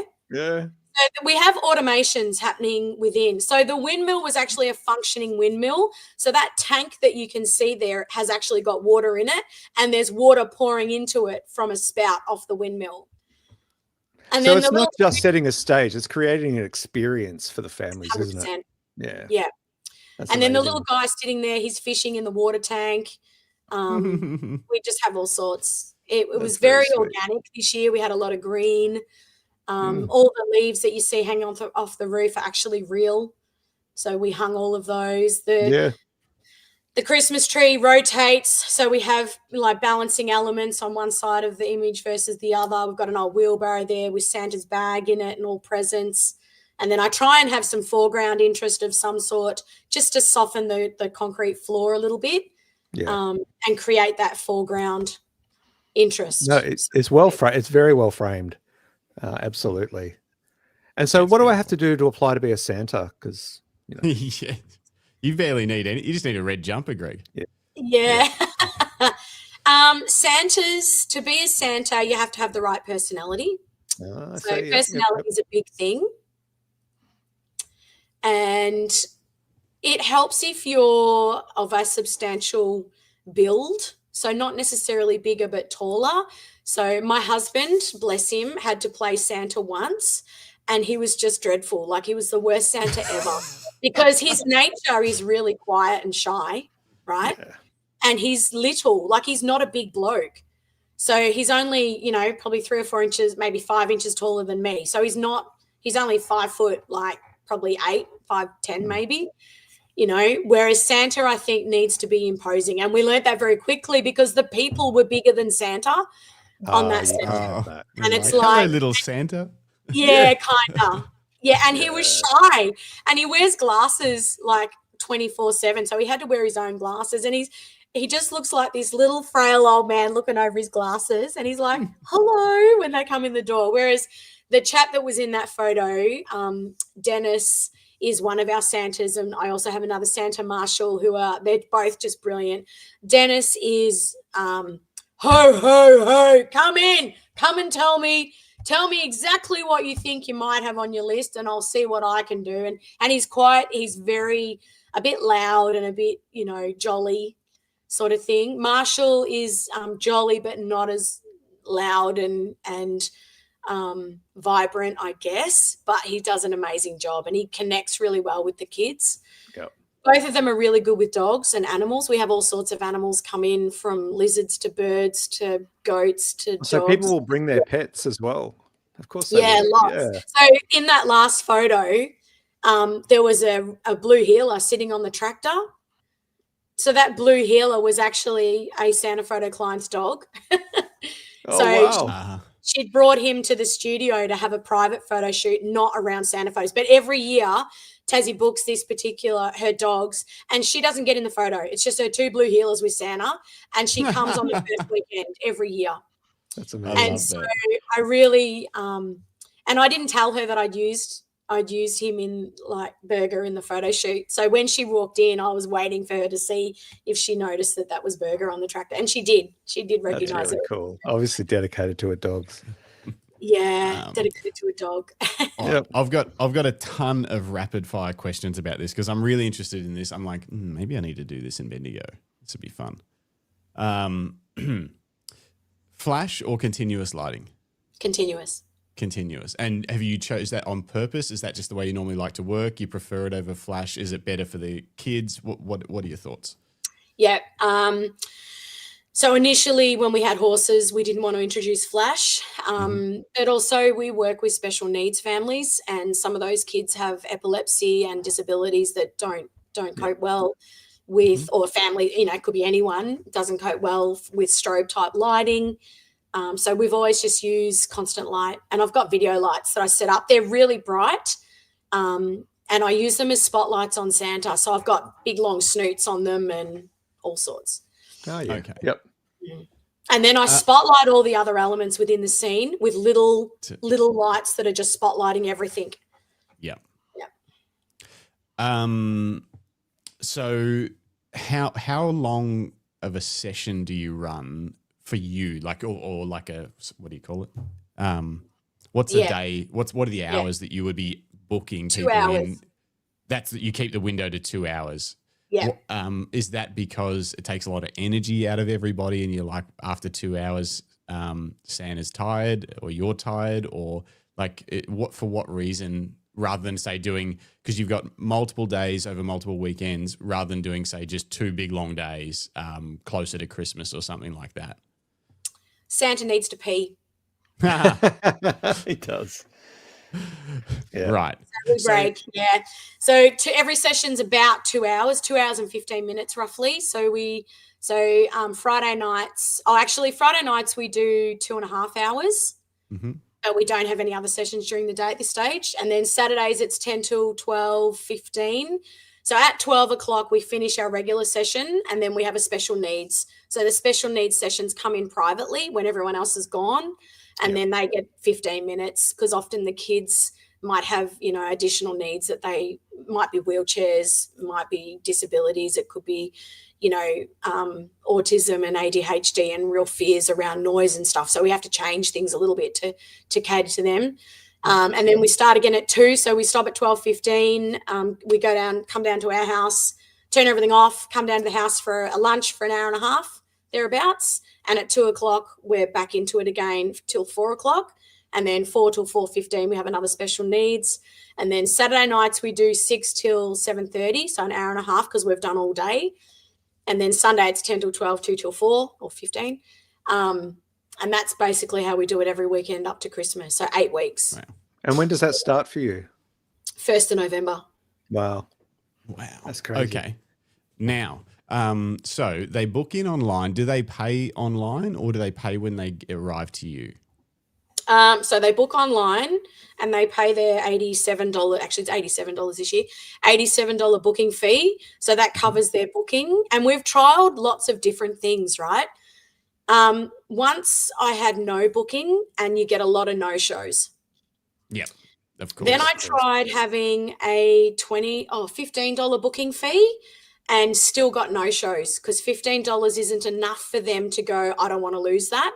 Yep. So then we had a $50 booking fee, and we found that reduced the no-shows a lot. And so then now with the system that we have, the $85 is their booking fee and 1 photo. Yep. And they choose. So they've got an option of 4 different photo options: a single 8x12, 4 4x6s on an 8x12 sheet of paper, a multi, which is 1 6x8, 1 4x6, and wallets on an 8x12 sheet of paper, or the digital file. So when they come, they've paid their $87.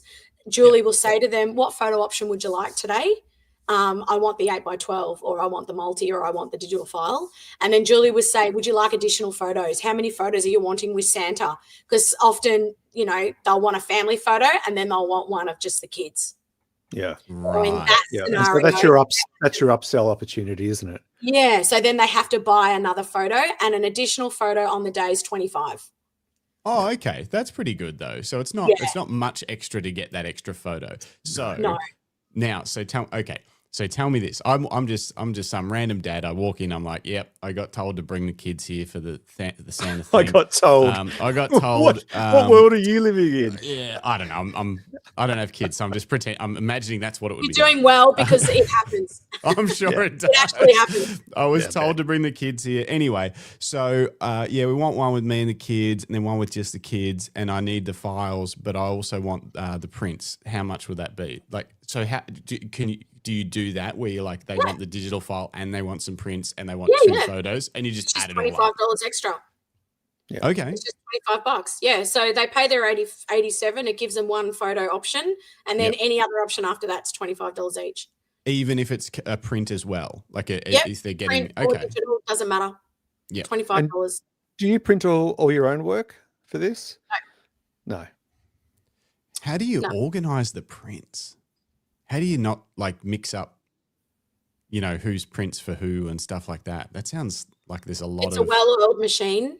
Yeah. So when they book, can I reach for it? No. Let me grab something. Oh, I can see your backdrop. There it is. It's very, very fancy. Oh, it's just a black sheet. I don't know if you guys can see this. Oh, yeah. Kind of. Yeah, so this is an A4 piece of paper. And on here, I've got the 4 different photo options. So 812, 4x6, multi, and the digital file. There's also a postage option. Oh, yeah. And then down here for office use only, I've got image file number and my information. So, and then a little section for notes, because some people will come in with a Band-Aid on their knee and I need to Photoshop that out. So I can just put a note there, remove, blah, blah. And then down the bottom is a slip that we actually cut off. So it gets cut off across here and it's got their name, phone number, image number, and what they ordered. That actually goes in with every print. It doesn't go with the digital files, obviously, but it goes in with every print package. Yep. So it's all about the system. So I shoot tethered and it goes straight through to a computer. And so literally, if I tell you my workflow, I literally grab the client paperwork, call their name, bring them into the studio. I sit down and I double check a couple of things. So I'll often just double check the name, but I do it in a way that's not obvious. It's like, so Carolyn, tell me all about, this, or this. And we have all these things that we say. And so that gives me a double check. And then I write down the memory card numbers. So I'll write down, I already have written down, before I've even started, I'll write down the next number that's their first photo. I've got that written down already. And then I'll take their photos, click, click, click, whatever scenarios, job done. Once I've finished capturing what they want in that moment, those files are already on the computer. And then I will flick through the back of the camera very quickly and find the best one, right? So it's one pose. I find the best one. I just make sure everyone's eyes are open, everyone's looking, everyone's smiling.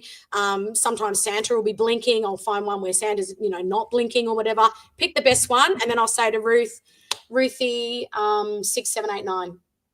So she'll then go double click. We have a big television screen set up in the room with us. And it comes up on the screen. They look at it and I say, this is the one we've chosen. And they'll look at it and they'll be like, oh, we love it. That's amazing. Thank you. And then I write that number down. And then that piece of paper gets handed to Ruth. And Ruth then keys in so the file name never changes, LSP 6987 or whatever. And then she'll put a dot, the initial and the surname, and then what it is they've ordered. So if it's an E, she'll just put the letter E for email, 4B6, 8B12 or M for multi. Into the file name. Into the file name. That's genius. Then she puts them into a specific size folder for that session. So every session has their folders for email, multi, 4B6. 8x12 folder. And so then you've just got a folder of stuff you need to get printed at 8x12. Yeah, so there's another step from there. So I have a network share set up from my studio to my house. So we're automatically sharing everything down to my computer at the house. So there's no transfer of files at all. So when I come down after a session, it's already here on my computer in those folders, already file named with the correct size. So then I bring down the paperwork at the end of the session and I will do a double check. So I just make sure that the file names are correct, what they've ordered is correct. And that's the process where I pick up any issues. And look, very occasionally there might be a number wrong or a name spelt wrong or something, but that's where I pick up issues if they've been missed, something's been missed or something's not right.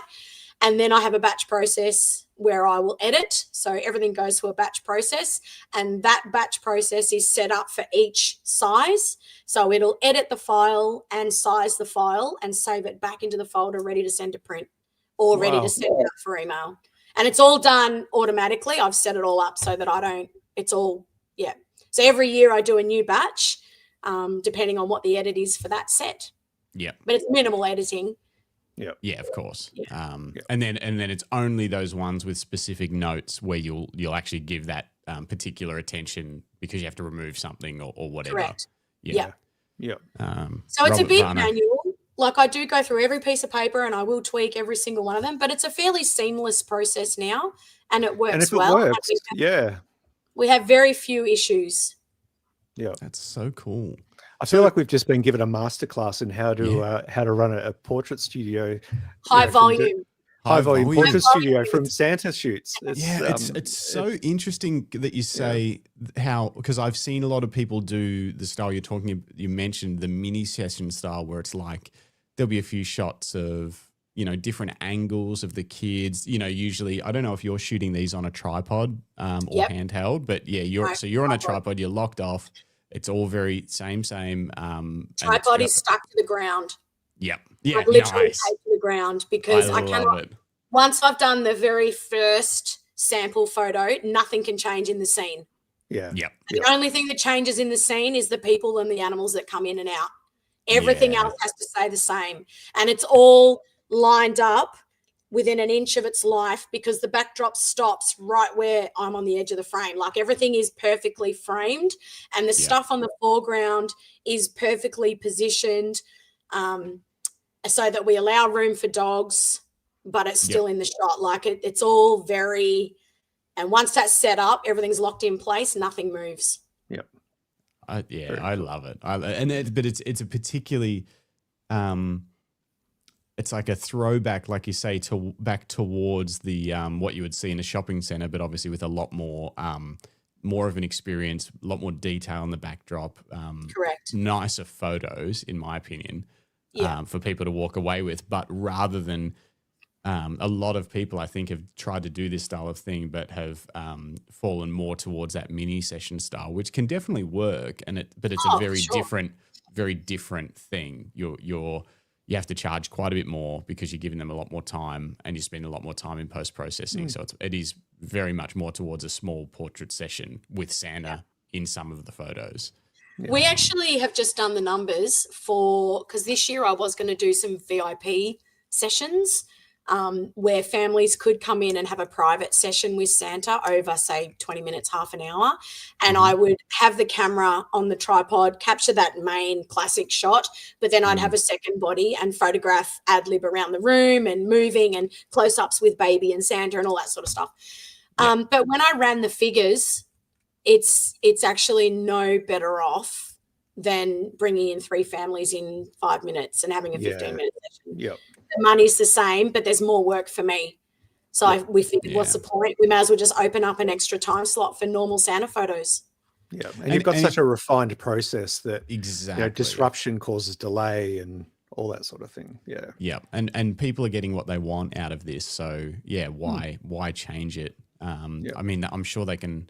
I guess it's a Santa thing, but they can always book in an actual portrait session with you, a family session, and probably get a nicer result because it's not specifically on this backdrop only. And, like you could tailor it more to that family at a different time. Yeah, 100%.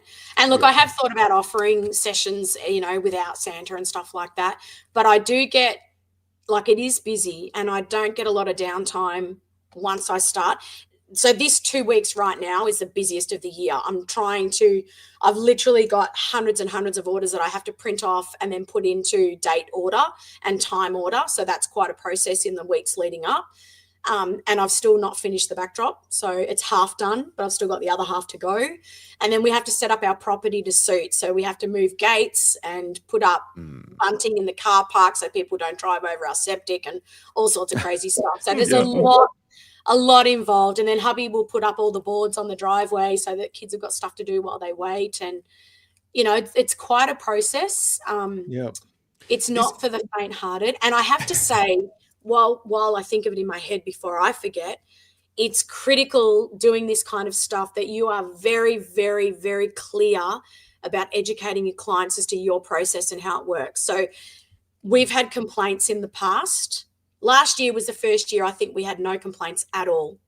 But when you're working with that high volume of people, you know, it's a lot of expectation to meet when you're dealing with, you know, up to 1,200 families in a season. So, you know, it's a lot of people to keep happy. And we used to get the odd complaint, and 99% of the time it was because they were of the impression that they were coming in to sit down and talk with Santa for 15 minutes because our session, they've booked in a 15-minute time slot. And that was confusing for people. So because when they book, they see, you know, 10 a.m. to 10:15, they think that 15 minutes is theirs. So and it's really just the time they need to be ready. So what I've had to do is spend a lot of time educating people about actually there's other families in that same 15 minutes. It's not just you. And once they understand that, they're like, oh, okay, we get it. But we have had complaints in the past because they've come in and been kicked out after 5 minutes or whatever. Not kicked out, but we have a flow, right? When you work with a group of people, we have this really amazing flow. So, and we have all these really subtle cues. So the kids will come in and I'll usher them into the room and I'll talk first. So, hi kids, are you ready to see Santa? Come on in. Anyway, so they'll come in. No one else can see what's happening in the room. It's a private, closed space. So no one from outside can see what's happening. And then I'm busy doing paperwork. So that's Santa's cue. Santa knows that I'm busy doing their paperwork, putting in the first image number, rah. So while I'm doing that, he takes over and he'll be like, righto, come and sit next to me. Particularly school-age kids are usually fine. Come and sit here. Now, can you tell me 3 things that you've got on your list? And he gets them thinking. And while he's doing that, and so then he has that chat, and then I finish doing what I'm doing, and I'll just sit and wait for the conversation to ebb and flow with Santa and the kids. And then as soon as I'm ready, I'll be like, right, let's get into it. Who's going first? And that's my cue. That's my way of just controlling the room and keeping things moving. If Santa's talking too much or the kids are talking too much or it's all too crazy.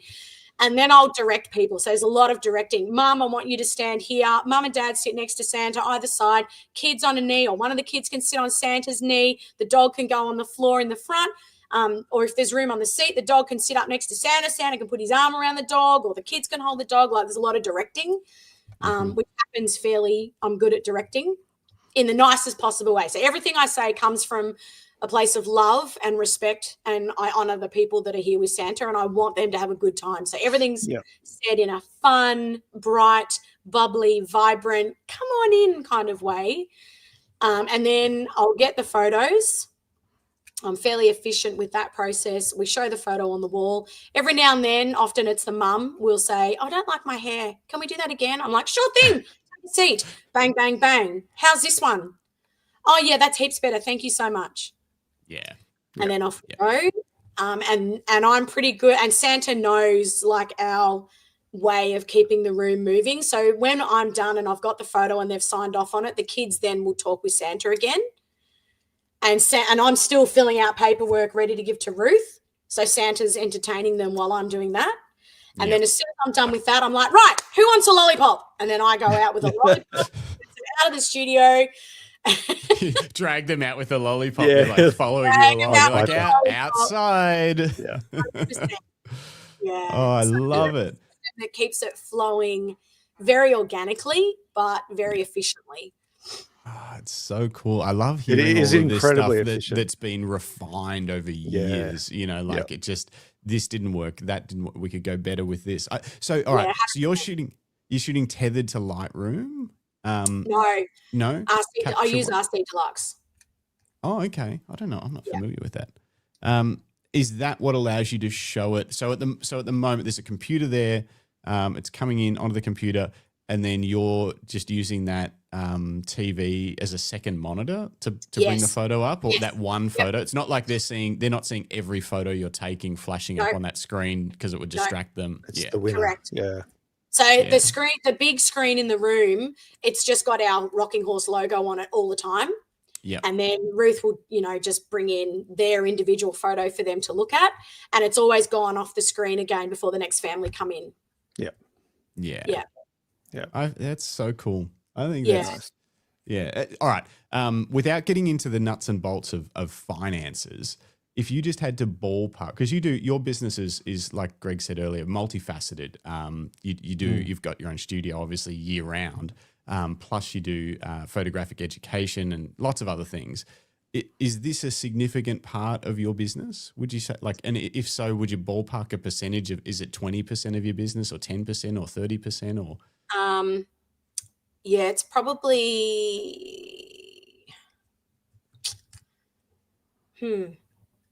I think I'm not good with percentages. It's probably actually about 40% in all honesty. Wow. Oh, wow. Okay. Yeah. But I'm in the process of flipping that. So I actually want my workshops to become 40%. Okay. Yep. Right. Yeah. So you're trying to grow the workshop business, and then this would be not as big maybe as a result. If I don't plan on doing Santa photos forever. I never have. Yeah. To be honest, every year I say I don't know if we're going to be doing this next year.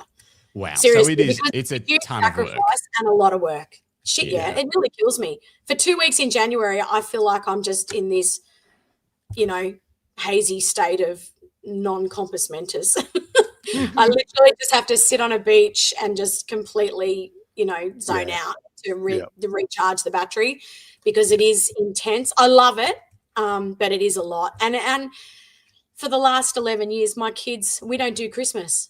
We don't go to Christmas carols because it's always on a Friday, Saturday night. So we miss out on all of that. We don't do Christmas parties because we can never go to anything. Our family have a huge, big family gathering on a Sunday before Christmas. I can't go to that. So we miss a lot to do it. So if you cut, let's say you cut out multiple days like that, where you're like, you know what, I can't do these 3 days a weekend for multiple weeks. Would it not be worth doing anymore, do you think? Or have you contemplated that, just being like, I'm literally going to do half the amount of sessions because I'll absolutely it's way too be much. doing that. Yeah. Okay, so it's an option. Every second year, there's this massive equestrian event in Melbourne called Equitana. It's a big expo. It's it used to be at Jeff Shed. Now it's out at the showgrounds, and it runs for 4 days, and they get 30,000 people come through the gates, and it's huge. So I have a site there, and I talk to people about horse photography and having their photographed, and it's all very fancy. It's like a trade show, right? Yeah. But it's all consuming, and it hurts my brain to do it. And it's the second weekend in November. So it always clashes. We've already started Santa photos. So the first year, so 3 years ago, when I did the first Equitana, we just didn't work that weekend. And we did take a little bit of a hit, but not bad. And then last year we had Equitana, and I decided to keep the Santa photos running. So I had a friend come in and be the photographer for me, my good friend Katie, and she did an absolutely incredible job. But I found it quite stressful managing all of that, and the team did an awesome job. I reduced the numbers for that weekend, so it wasn't as busy either. It wasn't as chaotic as what I can manage, but and it did work really well, but I found it was all too much. And I've learnt, and just on a personal note, like I burned out so bad. And I have burned out so many times that it's a bit of a joke.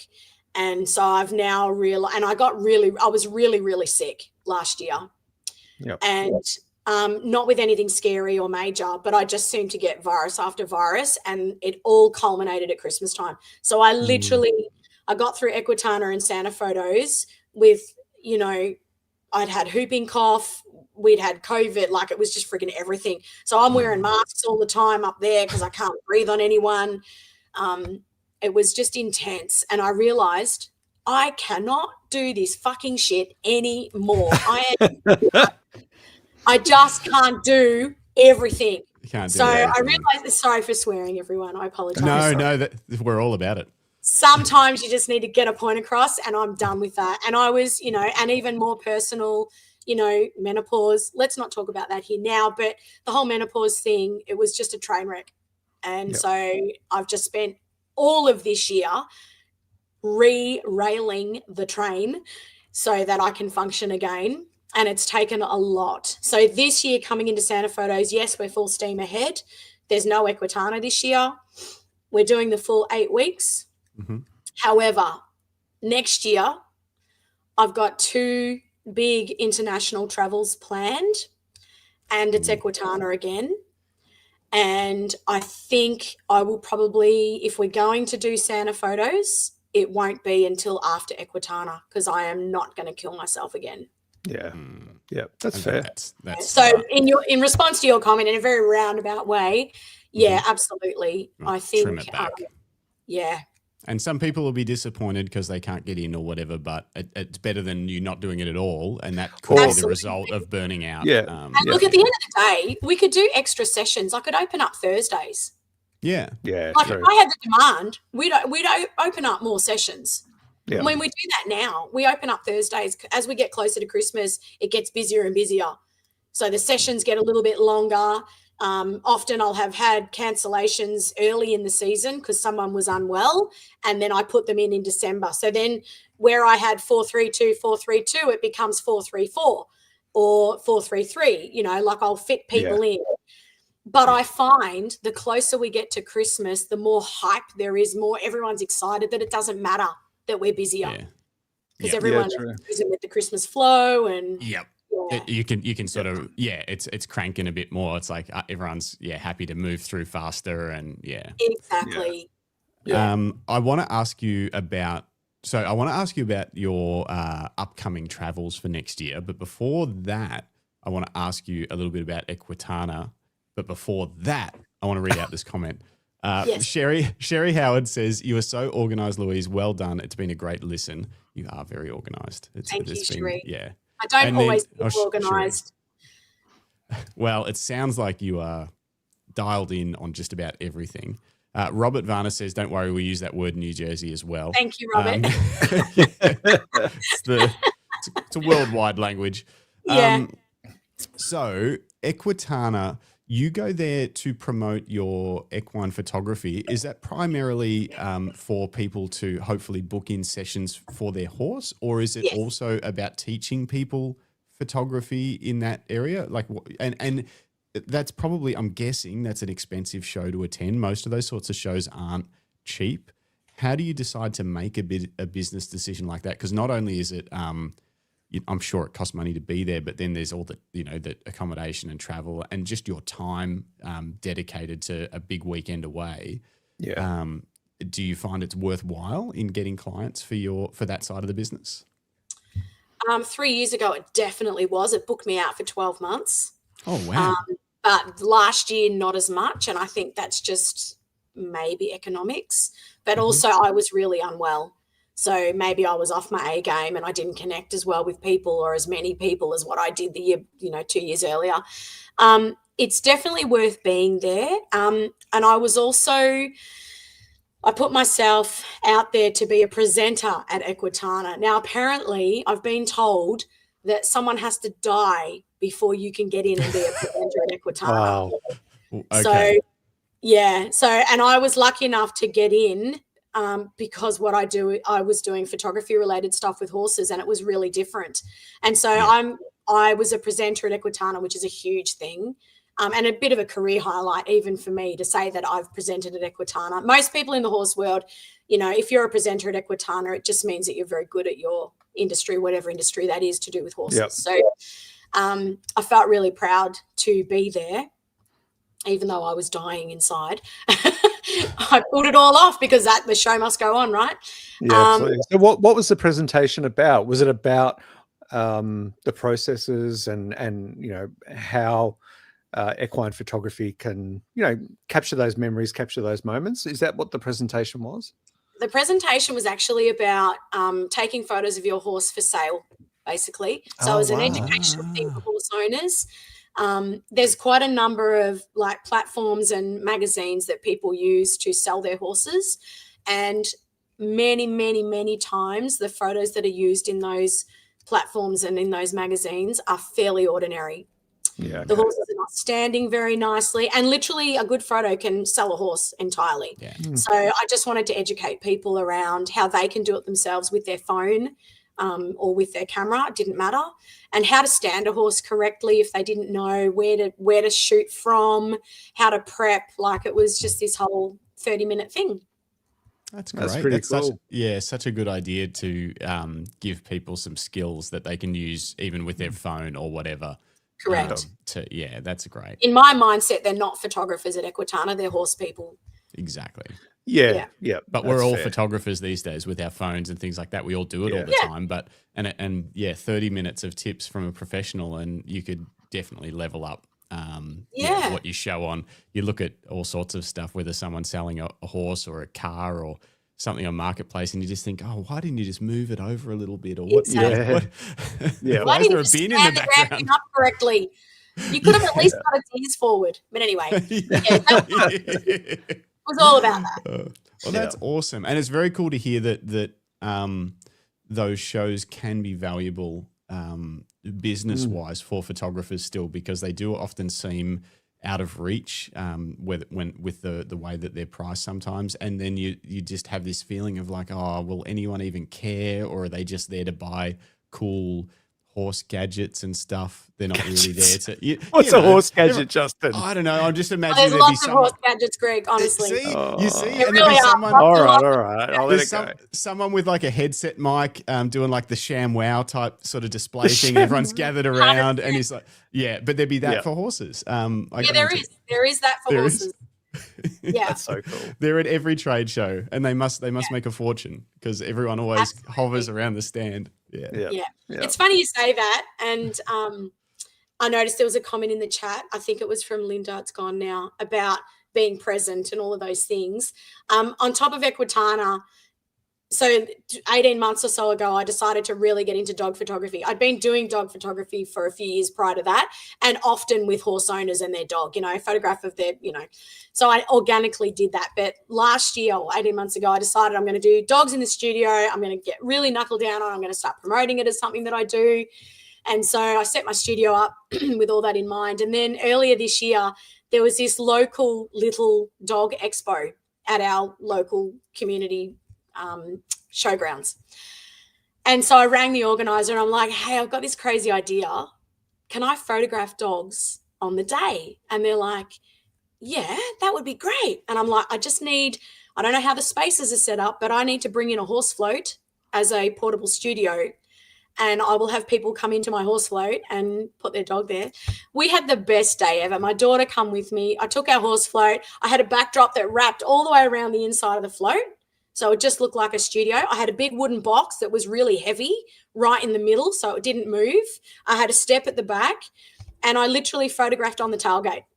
So, I had a table next to me with some signage, and I had an A board that said, photo of your dog, $35, picture emailed to you tomorrow. And I was flat out for the whole day. Wow. So, it's so interesting you say that, because that's genius. We had the best time.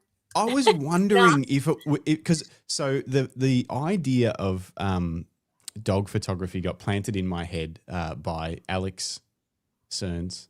Yep. Sounds, She's gorgeous. Have you met her? Yeah, Did you meet her? She bought a belt off us. Yeah, Greg sold her a belt, and then she proceeded to try and sell everyone in the building a belt. And I think she succeeded. So she planted the idea, because there's no one in Bendigo really doing it. And I have this idea that it needs to be in a studio, but obviously I don't have the space to do it at home, and studio space, like anywhere around town to get a minimal sort of space, it's like 20,000 a year plus. There's nothing really under that. That's the minimum for anything. And I was like, but I don't really want to do the outdoor pet photography thing. I think the studio style of it appeals to me, and I did wonder whether a portable studio could possibly work, but I haven't seen it done before. Could it work since you've tried it? Do you think it could work? Because you've got a space at home, so you can do this in a proper studio. But do you reckon it could work in a big trailer, horse float style thing? Absolutely. The only limitations, the only things that I found that were tricky on the day was the movement of the light. So we started in the morning and the sun was behind us, so the shadows were good, right? So the dogs were always in indirect light. They were looking out into the light, but it was always indirect.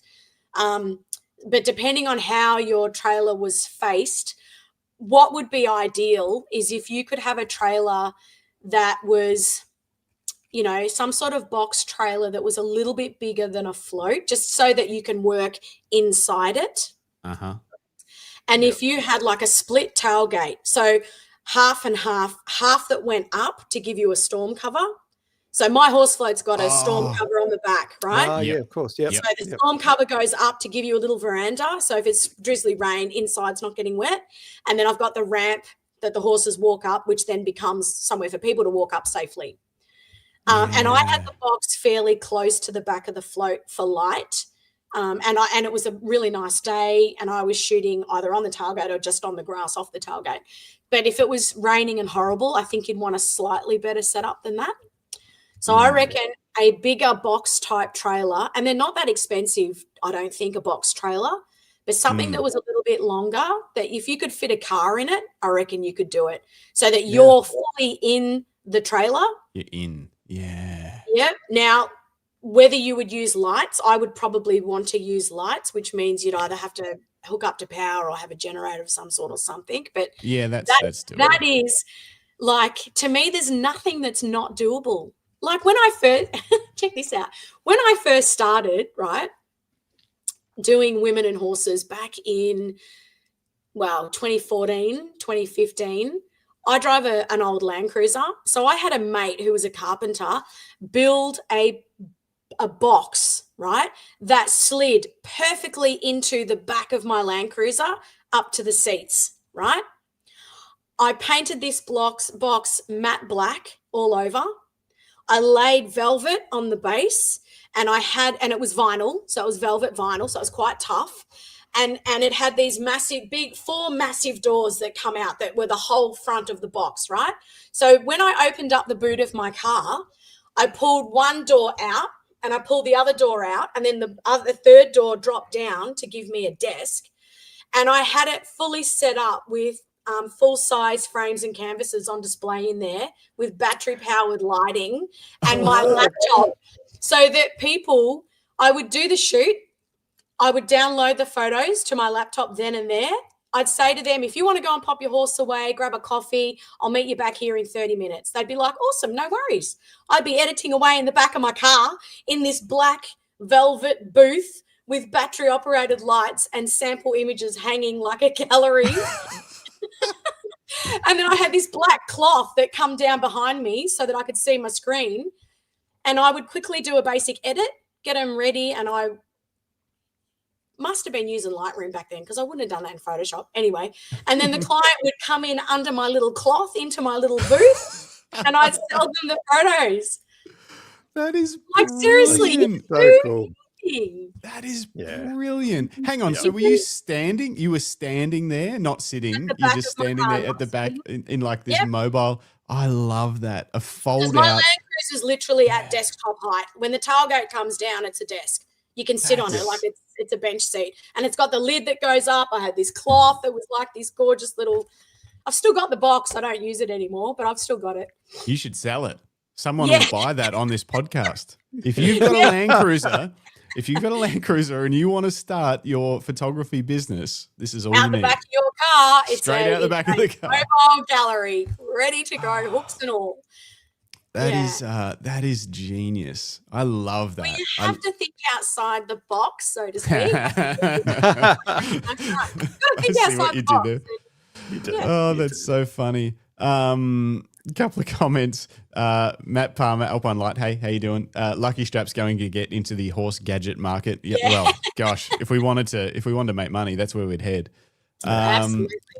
So Lucinda says, like the school photo ones that had the doors either side. I vaguely remember that, where they would slide the door. The guy would operate both doors somehow, and you would go through the van or whatever. What was it? A van or a trailer? I can't remember. I do have a faint memory of that. And you go in and you'd smile, and then you'd see the photo, and you were like, how did they get that? Is that the photo? And my hair was always sticking up for some reason. Yeah. Anyway. I try not to have limitations about anything like that. Don't and I mentor it with photographers. Like, don't have blocks around how you can sell your work. I've sold work at coffee tables in cafes, and I've gone to the local art gallery and sat around and grabbed coffee and sold images to clients. Like, it's all doable. You don't have to have a studio. It's lovely to have a studio. In my studio, I do cinematic reveals now with a projector and a big screen and, chocolates on the table. That's all lovely, but I didn't start like that. Yeah. That's a fair call. It is 2 hours in, so if you have to go, tell us. I have a couple of other things I was going to ask about. No, ask away. Ask the other stuff. It's good. I'm really, this is selfish, but I'm really interested in the pet photography side of things because it's a new venture for you, and it's something I'm interested in because I'm a dog lover. And you mentioned the Golden Oldies project book.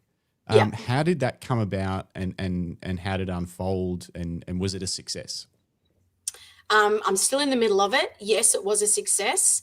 And it came about as I wanted a winter project, and I loved working with dogs. And I wanted an opportunity to encourage dogs to come into my studio and have a portrait session because I wanted to grow my portfolio. And I'm a big believer in the best way to learn how to do it is to do it. So I just do it. That's what I've done my whole career is I've just, if I want to learn how to do something, then I'll buy the stuff and I'll do it. And I wanted to use my studio lights a lot more. I only bought my studio lights like 3 years ago.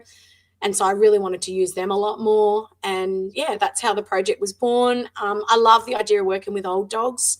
And I think there's a legacy with old dogs and old horses. We've got an old geriatric horse, and they're special. They're wise. They're a part of your family, and they're so incredibly important.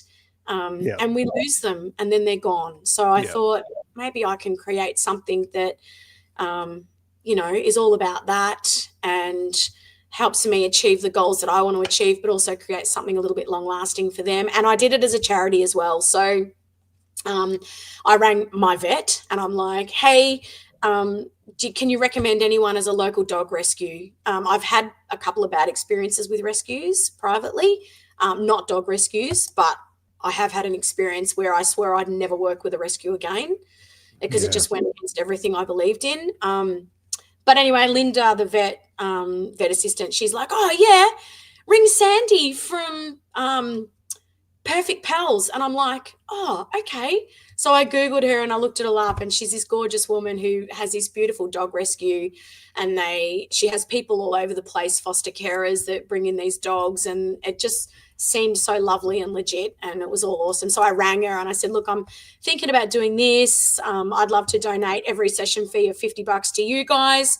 I'm not going to take the money. So what I'd like to do is to market it, I created a Facebook lead campaign that had a form that people had to fill out, and they filled out that form. And from there, I private messaged them and said, hey, thanks for filling out the form.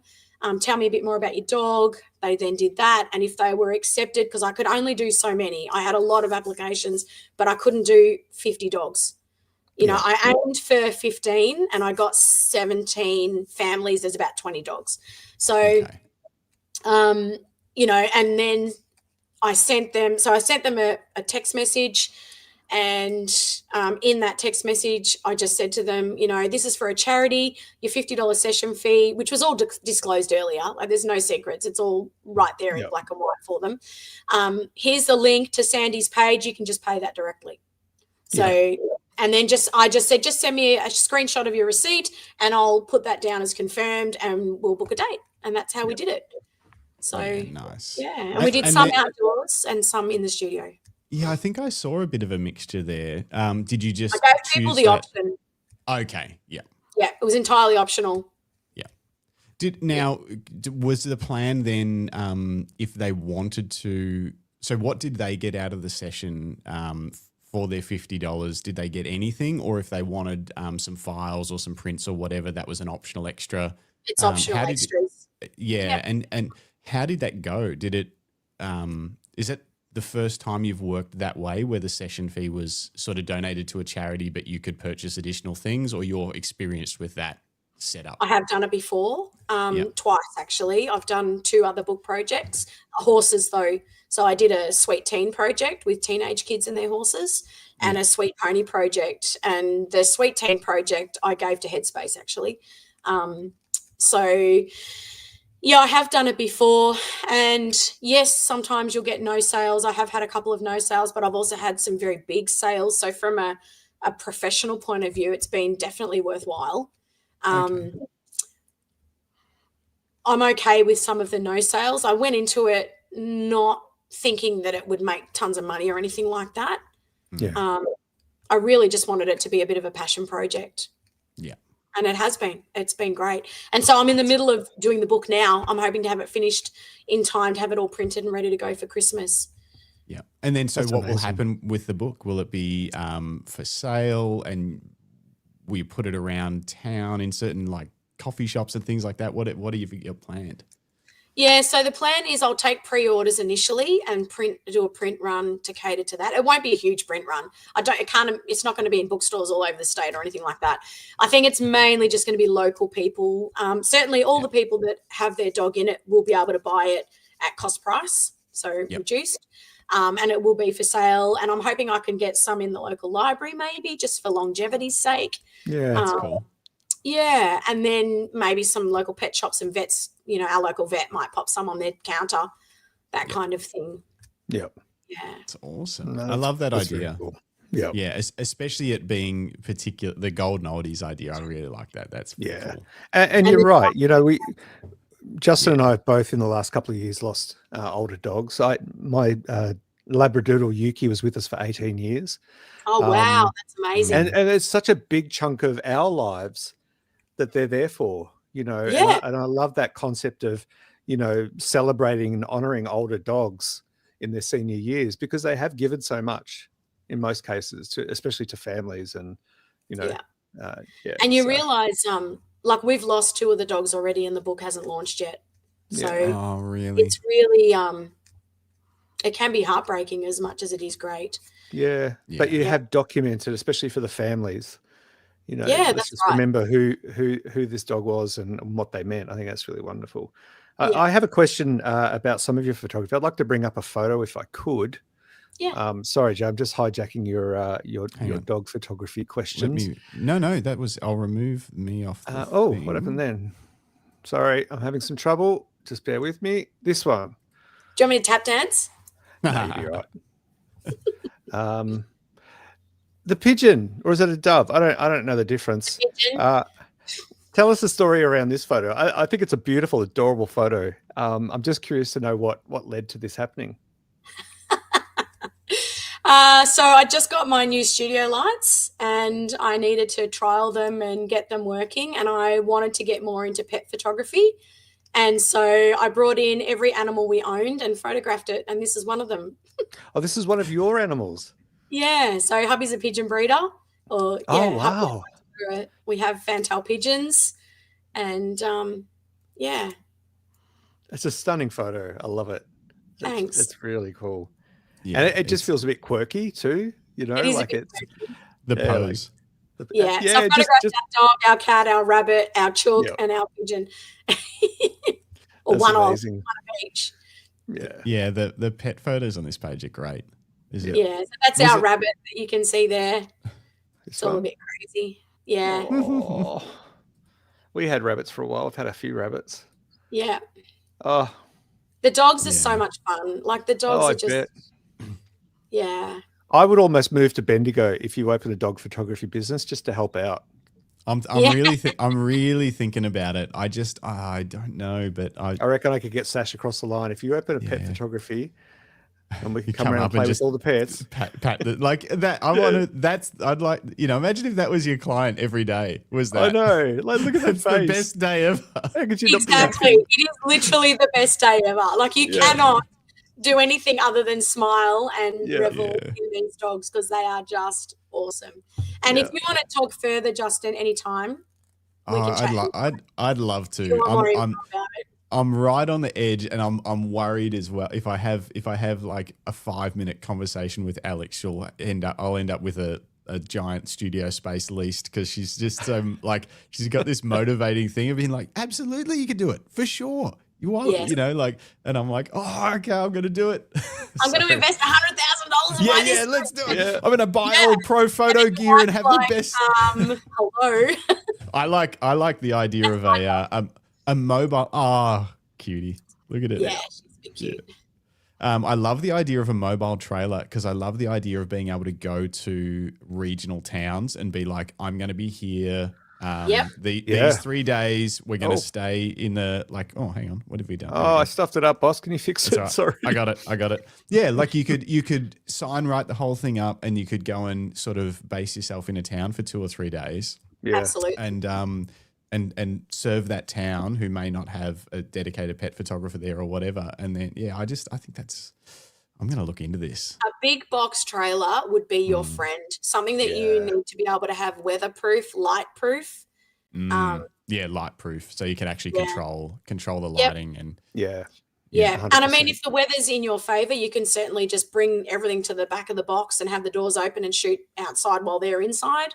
Like it's like I loved doing it in our float, and it wasn't as much work. Like it literally took us 10 minutes to strip the dividers out of our float. We've got a fairly big float, and it's quite a wide float.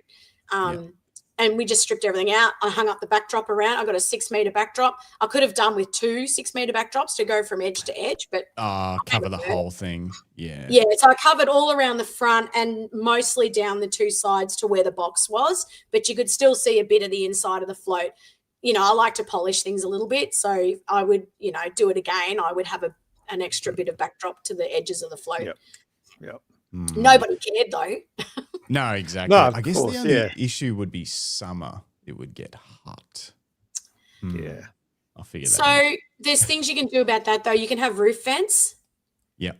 So you would have like whirligigs. The spinners, Things on the roof. And you could have a fan running. Like if I'm imagining in your scenario that you'd want to be able to control the light and hook up to power. I think so. Otherwise, you might as well just photograph outside. I think you'd want to control the light and you do could it as put an a split actual system in it anyway. I mean, people convert this. People convert box trailers and trucks to be mini homes, travel homes. They put air cons in. So if you're looking at investment wise, like for you to invest in a studio space, you're looking at a fairly substantial investment. That's right. So, a box trailer is easily saleable. Yeah. If, down the track, you just strip it out, sell it as a box trailer again, whatever. Gosh, you guys are got me. Oh. Watch out. Well, look at I think Louise. Sorry, Greg. I was just going to say, look how popular the mobile dog washers are. Yeah. Well, that's the thing. Yeah. It's kind of that style of thing. Yeah, we've had that before. They just park out the front. They just want your hose, and that's it. Yeah. But I think what we'll do maybe next week, we'll get yourself back, Louise, and Alex. And we'll put Justin in the middle. Put Justin in the middle, and we'll see what comes out of it. Yeah, 100%. I'm sure Alex would be absolutely up for that too. Gosh, and it would be a blast. Be crazy. Yeah, it would. Anyway, I see those photos. So it's going well. That side of the business is starting to grow. Obviously, you're so well known for horses for equine photography. Is this something you're having to put a bit of time into, sort of getting your name out there for pets and dogs, or are you finding that like, hey, if people have horses, they've probably got dogs too? And somewhat like that. Marketing is not a strength of mine. In actual fact, it's probably my kryptonite.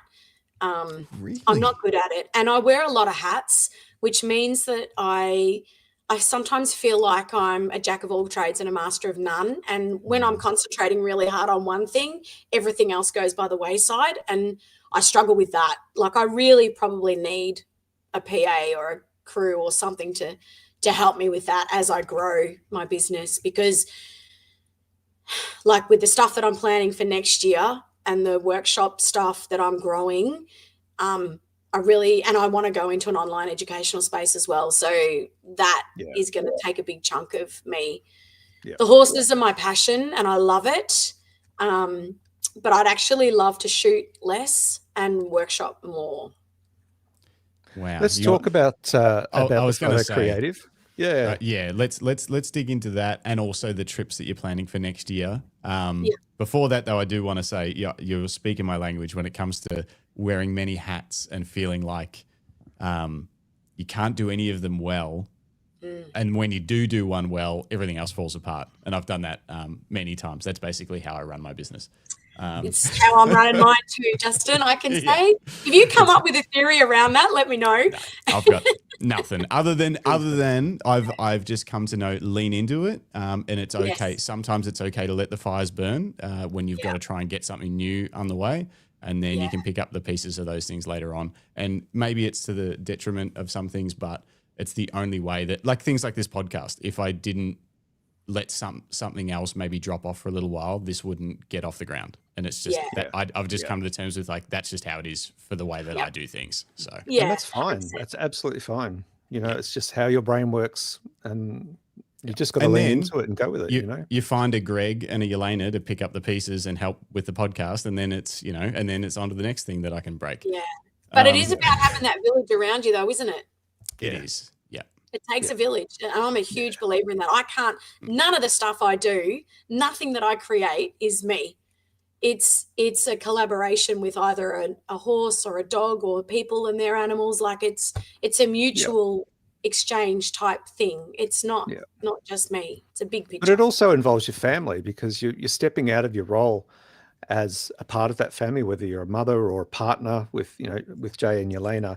Your partner's your family is just as important in that mix, I think, because they give you that space. They allow you that space to go, oh, I'm going to pursue this, or we're going to jump in the van and go here, and do this shoot, or whatever it may be. I think I'm very lucky. My family's very supportive. Yeah. My kids have grown up with it all their life. I literally kicked off my workshop career when my daughter was like 3 months old. Yeah. Oh, wow. 2009. So, yeah. To say that you're driven is an understatement, Louise. Yes. Let's talk about the photo creative. How long has that been another arm of your business, your empire, shall we say?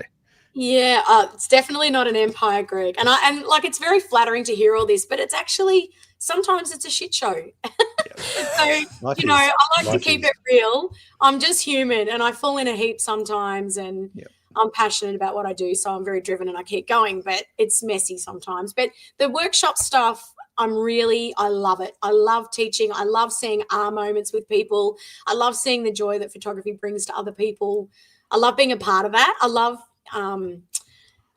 taking people to places that they would never get to photograph, horses on the beach, for another example. Yeah. Most people would never get an opportunity to potentially do that, and I can do that for them. And to have access to costumes and people and that other people don't have access to, I think it's rewarding for me, and I love it. But I actually got approached in early 2009. Actually, it must have been 2009, 2010 when I started, because my daughter was born in October 2009. I was approached by the local community TAFE to see if I would consider running a TAFE course, like a community course. And I'm like, okay, well, tell me what's involved. And they're like, well, we'd like to do just a beginner's photography course. It'll be for 3 weeks. It'll be 2 hours, one night a week on a Wednesday night. And we'd love you to do that. I'm like, okay, well, that sounds doable. In the meantime, I had to create all the content for these courses. Mm-hmm. And so I did them for several terms, and they were quite successful. And then they wanted an advanced one. So I created an advanced one, which was a 4 or 6 week course. I can't remember now. And then all the government TAFE funding cuts came in, and everything got slashed. And then there was no room or no budget to be able to do this extra, not for the stuff. arts anyway. Yeah. Yeah, for the arts. And so they went by the wayside. But there'd been a whole heap of people that had been trying to book through the TAFE that actually reached out to me. And one of them reached out and said, well, can't we come and learn from you? And I'm like, oh.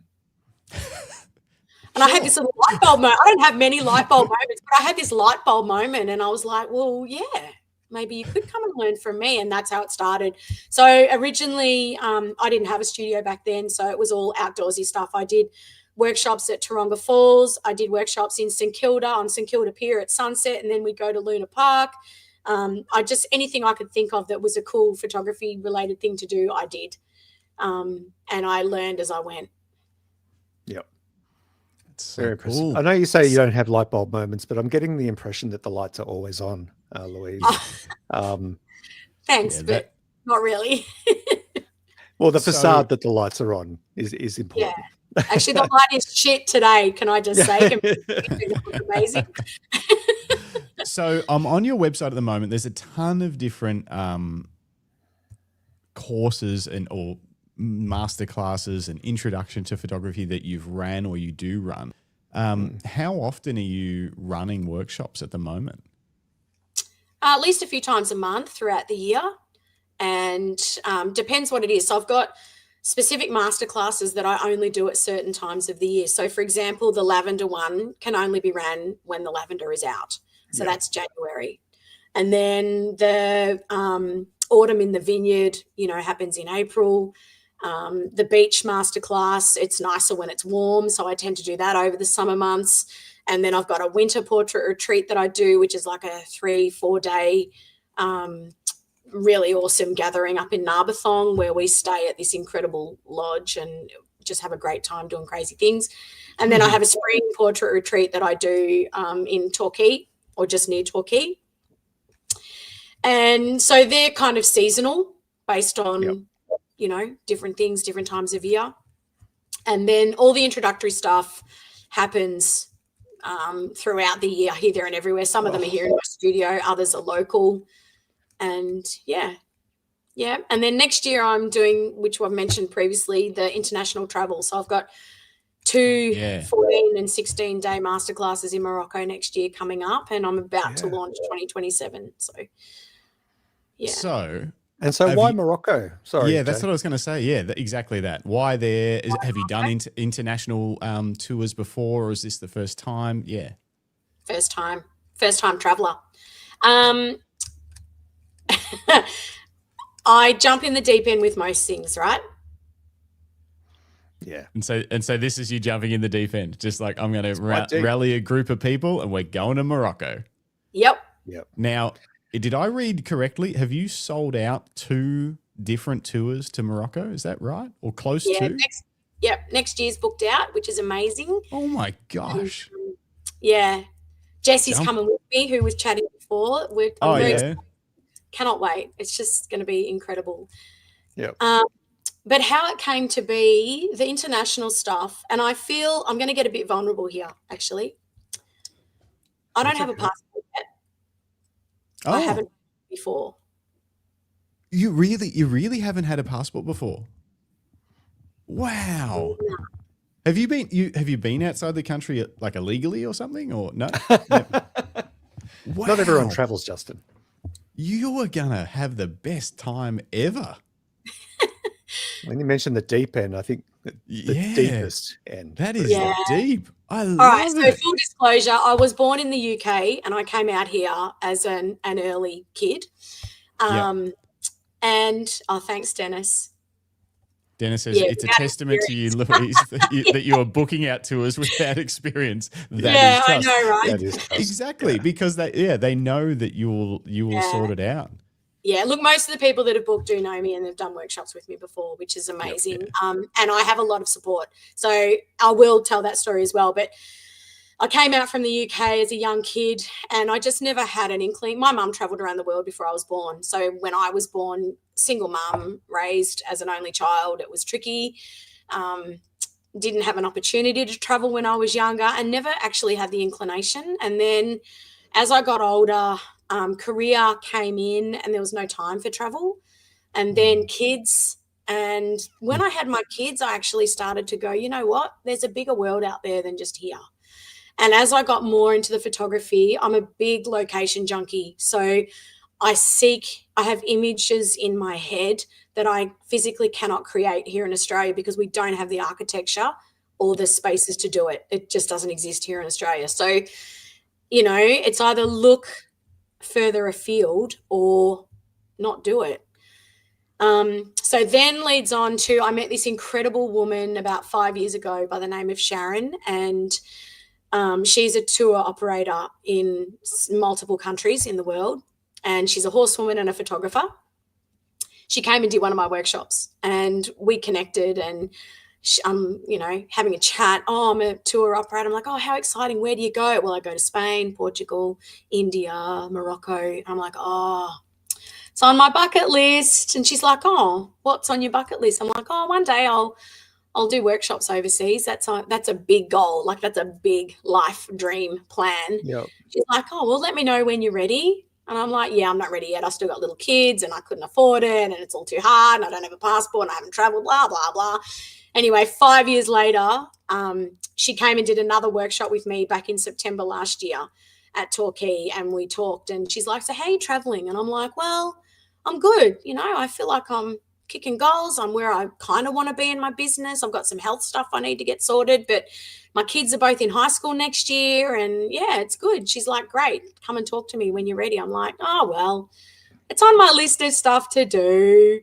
And then she reached out. She was heading to Morocco in April, and I actually spoke with her because we used to speak every few months just on the phone, and she lives about an hour and a bit away from me. And so we were talking, and she's like, oh, I'm off to Morocco in a couple of weeks. I'm like, oh, how exciting. And she's like, you too could be here. And I'm like, oh, you know, sounds amazing. Sounds like a dream, doesn't it?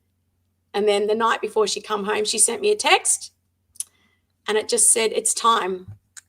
And that was it. Oh, I just got goosebumps. Yeah. What a legend. Yeah, that's beautiful. That's beautiful. So good. Yeah. She's just incredible, and she's amazing, and she's over there right now. So she just said to me, how about we meet because I just said yes. Like, she said, it's time, and I just said yes. And I thought, now I have to do it. So in full disclosure, I have flown, but not internationally. So my brother's a pilot. My brother is a pilot. So I'm a bit lucky. I'm surrounded by planes all the time. I've got one pilot one brother that flies them, one brother that builds them. So planes are a big part of our world. Yeah. So anyway, I went and met with Sharon a week after she got home to let her get over the jet lag, and she already had a route in mind because she's traveled over there for the last couple of times a year for the last 10 years or whatever, or 15 years. Yeah, right. So she got out this big map of Morocco, and she said, right, I reckon we start here and we go to here and we do this and we do this and we do this, and then we come back to here and then we go there, and I can organize horses for you all over, like all along the way. We can do landscapes, we can do street photography, and it's just grown from there. So as soon as I said yes, within a week and a bit, she had the itinerary planned. Within 2 weeks, she had the quotes back from over there, from all of her people. Within 3 weeks, I had the webpage built. Within 4 weeks, the first one was sold out. Oh my God. Yeah. Wow. Providence. That's how to do it. Yeah. That's amazing. So, yeah, I have no experience with international travel, but I have a lot of experience with workshops and managing people, and I have a very big support network to help support me in making this the best experience for the people that are coming. So I'm very excited about it. It's absolutely my truth right now. Every time I think about it, it gives me goosebumps. I'm channeling it. I'm dreaming about it. I look at imagery over it. The first thing Sharon did was send me a pack which has this beautiful headscarf for us to wear while we're over there, and a booklet on all the how-tos and what to do. And we've talked numerous times. I've met some of the guides on, WhatsApp already, and bits and pieces, and it's just amazing. That's incredible. It sounds so good. I've got a friend of mine. He's an Australian. He and his wife are both Australian diplomats, and they're currently in Ghana, but they lived in Morocco for a number of years, worked. And some of the imagery he sent back was just absolutely stunning. Like, it's just another world. It's so beautiful. Yeah. Absolutely I've heard about it all my life because my mum traveled there when she was younger. So as a backpacker, she did it the hard way. I'm doing it the cozy, cushy way. 4.5 star minimum. 4.5 star minimum. Yep. Absolutely. Yeah, she did it back in the really early 70s, and it was, with a backpack and a bit rugged, but loved it. Loved every minute of it. And it's an incredible place, and I already know that I'm going to love it and I'll be okay. And Sharon is just this incredible woman who is switched on and knows a lot of people over there, and I trust her explicitly. And she organises tours for travellers, not tourists. So a lot of it's off the beaten track. Yeah. We do some stuff, you know, in the Medinas and in town, but a lot of it's out of town and in rural areas up in the mountains. And we've got our own private, we've got 3 4-wheel drives, 3 English-speaking drivers. We've got the whole shoot and match for the whole 16 days that we're there. Sounds the best. Yeah, we fly into Casablanca, then we head down to Marrakesh. Casablanca. Yeah, I know. How exotic does that sound? Yeah, and Marrakesh is one of those. You hear that name and you're just like, oh, that's cool. Like I've never been to that part of the world. You start thinking black and white films and I know, right? That whole world. Yeah, 100%. Yeah, me too. It's so exotic and romantic. I love it. So flying to Casablanca, head down to Marrakesh. I fly in 2 days before everyone else, just so I have got some time to get the out of my system a little bit. And at least you'd be super familiar with jet lag and that kind of thing. I'm doing a lot of research. There's so many brilliant things that, and so Dennis says so exciting. Dennis would be all over this stuff. He's done a lot more traveling than I have. A big chat about this. He probably thinks I'm completely nuts. I mean, wait till you experience the joy of trying to figure out how to fit your camera gear, including laptop, into 7 kilos of carry-on luggage. And I do not want to know. You put one camera in there. Do it. You're already overweight and you're like, what? How am I? This is ridiculous. Yeah. And then, I have been told by a lot of people, though, that no one ever weighs the bag. I'm like, are you sure? Oh, if you're flying Jetstar, they do. Don't fly Jetstar. So pack a jacket with a lot of pockets, and worst case, you put everything in the pockets and you carry the jacket like it's light, but it's actually got 15 kilos of cameras swinging around in it. Yeah, I have been told that. Yeah, there's a lot of ways around it, but you'll have so much fun doing all that sort of stuff. I'll be reducing my kit substantially. I'm only going to take what I need, but that's still potentially. Oh no, it might not be. Originally it was going to be 2 bodies, but I might only take 1 body now. Anyway, I mean, look, all the tips are coming in thick and fast. So Matt says you got to get that 10 kilo international limit. That is, you still got to check stuff though. But 10 kilos is way better than, because that extra 3 kilos, your bag's already in there. Everything is, because it's your bag and your laptop takes up a ton of the actual weight allowance. Yeah. But an extra 3 kilos of camera gear is actually, it's enough to get your critical import. So you'll probably want your 70-200 and your Z8 and maybe one other lens on you. Yeah, and that's what I'm planning on taking.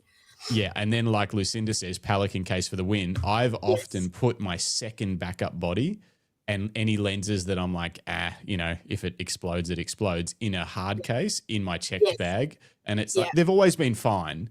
But I'm aware that like, well, something could happen to these, but I'm okay if it does.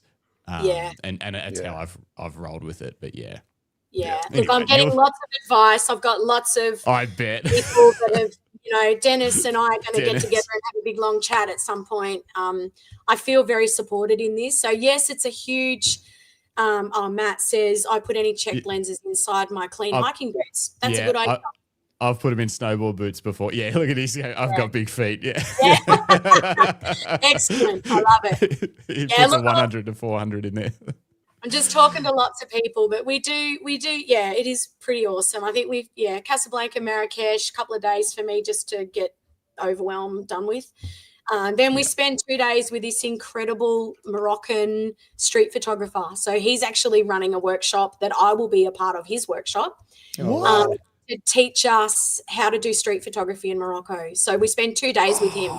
So one day in his studio, one day out on the street with him and learning all the protocols, because in Morocco you have to be very careful and a lot of people don't like having their photo taken. You just have to understand. So I figured the best thing to do is actually do a workshop with someone who lives and works there, and he does workshops there professionally. And Sharon's actually over there and has met with him just in the last day or so to talk about what we're going to do. So it's and you get to actually sort of, you'll obviously still be with everybody and doing your thing, but you'll get to like pull I'm back out of that role and actually be part of the workshop and learn and enjoy. And that's so cool. Yeah. Yeah, because I feel like it's something we all need to do. And I'm all about disclosure. Like all these ladies that are coming, and the gentleman that's coming as well, like they all know that it's my first time, but they know that I'm very well supported. And Sharon, she's incredible. She's going to pick me up from home, drive me to the airport, take me on the plane, drive, come around, stay with me in the riads.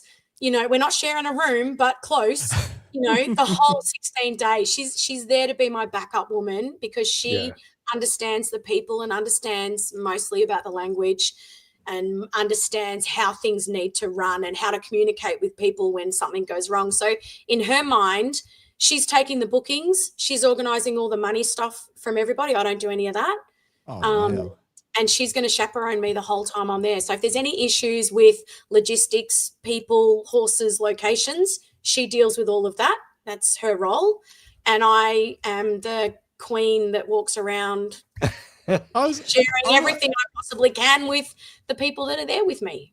I'm hearing you saying this stuff and I'm like, man, this is like the best gig ever. I'm sure it will be a lot of work, but it sounds like you're like you say, you're like, oh, she's taking care of everything. I just get to do the fun part of the workshop. Man, good job. Lucky. Well done. No, you're not lucky. You're you put this stuff out into the world and it comes back it's providence to you. Exactly. Maybe. Yep. I'll let you know after the first one. Literally, if I don't see you guys before BFOP next year, my second trip, I literally fly back in like 4 days before BFOP. So I will be at BFOP next year. Oh, but how the stories and the photos. Yeah. We'll be following along. We will. Oh, that sounds like a dream. That's so awesome. What an exciting thing to look forward to for late in 2026. That's, yeah. And then 2027, we're doing Morocco, New Zealand, and India. But I haven't got itineraries for any of that yet. So. Wow. So this is the plan. Really leaning into it. To lean into some travel workshops as well as your sort of, I guess, what you'd call educational local workshops. Yeah. And move into some online stuff as well. Yeah. So good. Yeah. The exciting future. It's really impressive, Louise. It really is. Yeah. It's for someone that hasn't traveled overseas before, just that energy that you're showing us here today. It's incredible. And I remember that energy, like the first time I went to Japan, it was a solo photography trip for a week in Tokyo, and just that build up and the research and the understanding what the culture is. And, and again, it comes back to that. Yeah, I took some great shots, but the experience, the shots were good. It's really hard. Yeah. Yeah, fair. Yeah, I'm just keeping an open mind. I know that my ladies and gentlemen that are coming are going to be very well looked after and supported, and everything is already booked and paid for and in place to make it an incredible trip. So I'll just go with the flow. There's lots of downtime in between. So there's 6 planned sessions, like masterclasses, within the 16 days, and the rest of the time there's free time for people. There's time for us to decide, because I didn't want it to be rigid. I wanted it to be fluid. I wanted to be able to say, hey, do you want to go out at sunset? Like the sunset looks amazing. Why don't we go out with cameras and we'll drive out of town a bit and, do the desert in the sunset, and not have restrictions or expectations about that. Yeah, that's really clever. I think that's smart, because you can go by the vibe of the group a little bit. If everyone's tired or whatever, you're not dragging them all into the cars and like going somewhere, and sunset's not even going to be good anyway. But you're like, well, it's on the itinerary, so we have to do this. Yeah, the itinerary's there, but it's definitely, the planned stuff, the horses and the people that we've planned is rigid. That's booked in and paid for. But the rest of the time is fluid. Yeah. Wow. Jessie's got it. The trip is going to be awesome. Yes, it is. They're in amazing hands. Absolutely they are. Speaking of amazing hands, we should probably, I don't know, I'm not speaking of amazing hands, but we should probably let you go and do some work, because we've been talking for 2 hours, 43 minutes. Sorry, I did say that I could talk the water, No, right? don't be No, sorry. we- Please don't oh, ever be sorry for telling stories here on It was- the Camera Life. That's what we're here It Been was- for. lovely. Great. We've come up with a plan for a mobile pet photography business. We've got a masterclass in Santa photos. Yep. We've learned all about everything to do with equine photography, and now we've been inspired that it is possible to create a dream travel workshop without a passport. And you sold out too. That's amazing. Yeah, Sold that is out amazing, too. Louise. In You full should be- disclosure, again, I have just applied for my passport. It's coming. You Actually, might Which need is believe good news. I paid at the post office yesterday. So Oh, wow. That's awesome. Yeah. Another Well big done. milestone. Yeah, exactly. Very, very cool. No, but it is. The first time you get it, it's like, oh, well, now the possibilities are just Can go anywhere. there. yeah. Yeah. I'm very excited. And Yeah. I'm shit scared too. Like, Yeah. I realize that I haven't gone into this lightly, and I'm Yeah. doing lots and lots of reading and research and talking to people whose opinion I value about their experiences traveling. And my mum traveled extensively around the world, and my brother-in-law has been around the world several times. So I've had, lots of information about how to pack for the plane and, how to manage the plane trip. And we're flying Emirates, so apparently they're pretty nice. Yeah, that must be pretty good. Oh yeah.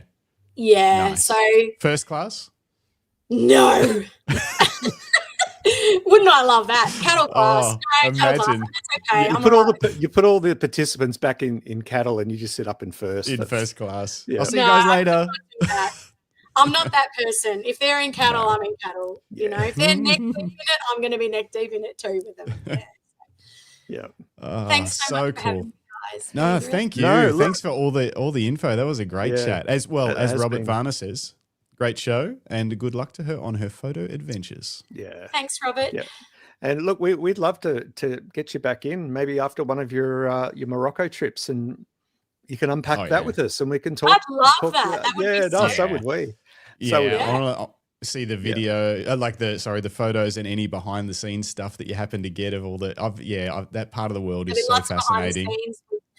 We've organised that. We've actually organised for drone footage on the beach at Essaouira at sunset of us. So we're paying someone to take drone footage of us doing the workshop with stallions on the beach at sunset, which I think will be That's so good. pretty awesome. That's that's like a dream situation.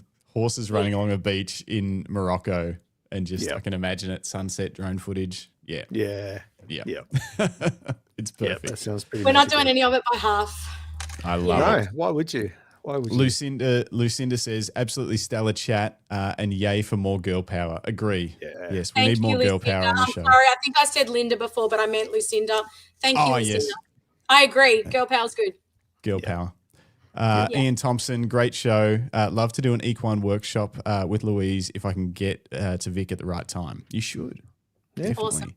Make it happen. Dennis Smith Great. says, incredible, Louise. You're amazing, inspiring. Philip Johnson, Dennis. great show. So are you. Yeah, so are you, Dennis. Yeah. Yeah, so are you, Dennis.